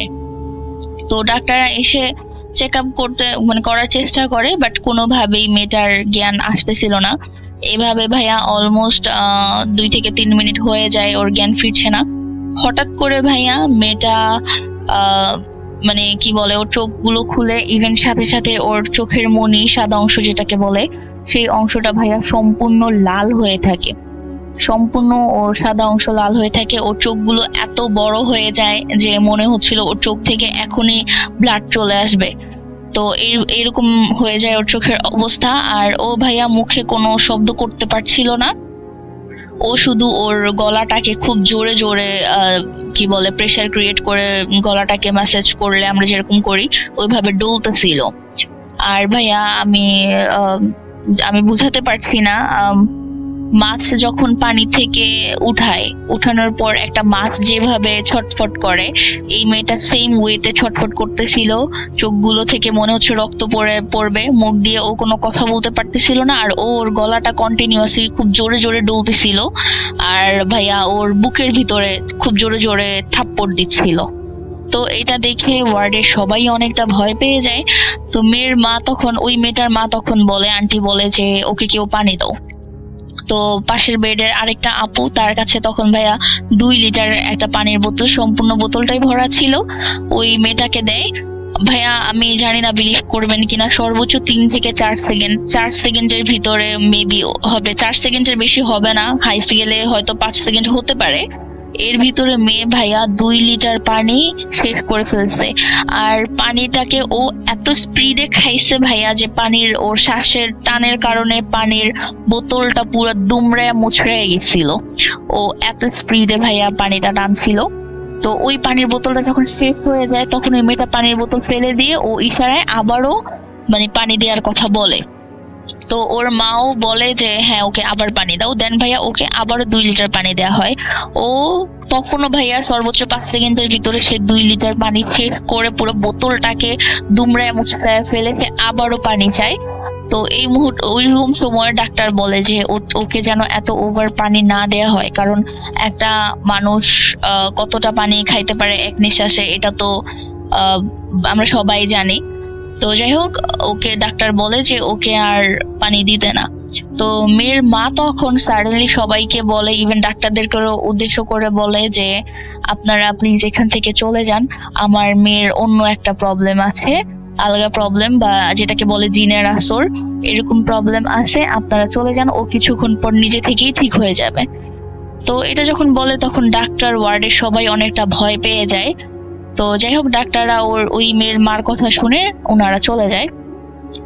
আর মেয়ের মা বলে যে থাইটা লাগাই দেন, মানে যে ওয়ার্ডে আমরা ছিলাম সেই ওয়ার্ডের থাইটা লাগাই দিতে বলে। যখন থাই লাগাতে বলে তখন আশেপাশে ওয়ার্ডে সবাই ভয় পেয়ে যায় যে থাই লাগাইলে যদি কোনো প্রবলেমস হয়। তো মেয়ের মা আশ্বাস দেয় সবাইকে যে না, ওইরকম প্রবলেম হবে না, আপনারা থাইটা লাগিয়ে দেন। তখন থাই লাগাই দেওয়ার পরে ভাইয়া মেয়ে প্রায় 6 থেকে 7 মিনিট পরে ওইভাবেই শুয়ে থাকে আর ওইভাবেই ছটফট করে। দেন ভাইয়া 6-7 মিনিট পর ও অটো ভাইয়া সুস্থ হয়ে যায়, ওর কোনো ট্রিটমেন্ট কোনো কিছু লাগে না, ও সুস্থ হয়ে ওর মতন বেডে যেয়ে কিছুক্ষণ রেস্ট নেওয়ার পরে ভাইয়া দেখি ও হঠাৎ করে কাপড় টাপড় গুছাচ্ছে, ও চলে যাবে এখান থেকে। তখন আমরা সবাই মেয়ের মাকে জিজ্ঞেস করি যে আসলে আপনার মেয়ের প্রবলেমটা কোথায়, সাডেনলি তার এরকম হয়েছে কেন। তখন মেয়ের মা জানায় যে ওই মেয়ের সাথে জিন টাইপের একটা প্রবলেম আছে, অলৌকিক প্রবলেম আছে, যেটা ওই মেয়েটাকে কিছুদিন যাবত প্রবলেম করতেছে। কারণ মেয়েটা হাসপাতালে অলমোস্ট 28 দিন ধরে আছে, তো লং টাইম থাকার কারণে ওই অবয়বটা মেয়েটাকে প্রবলেম করছিল।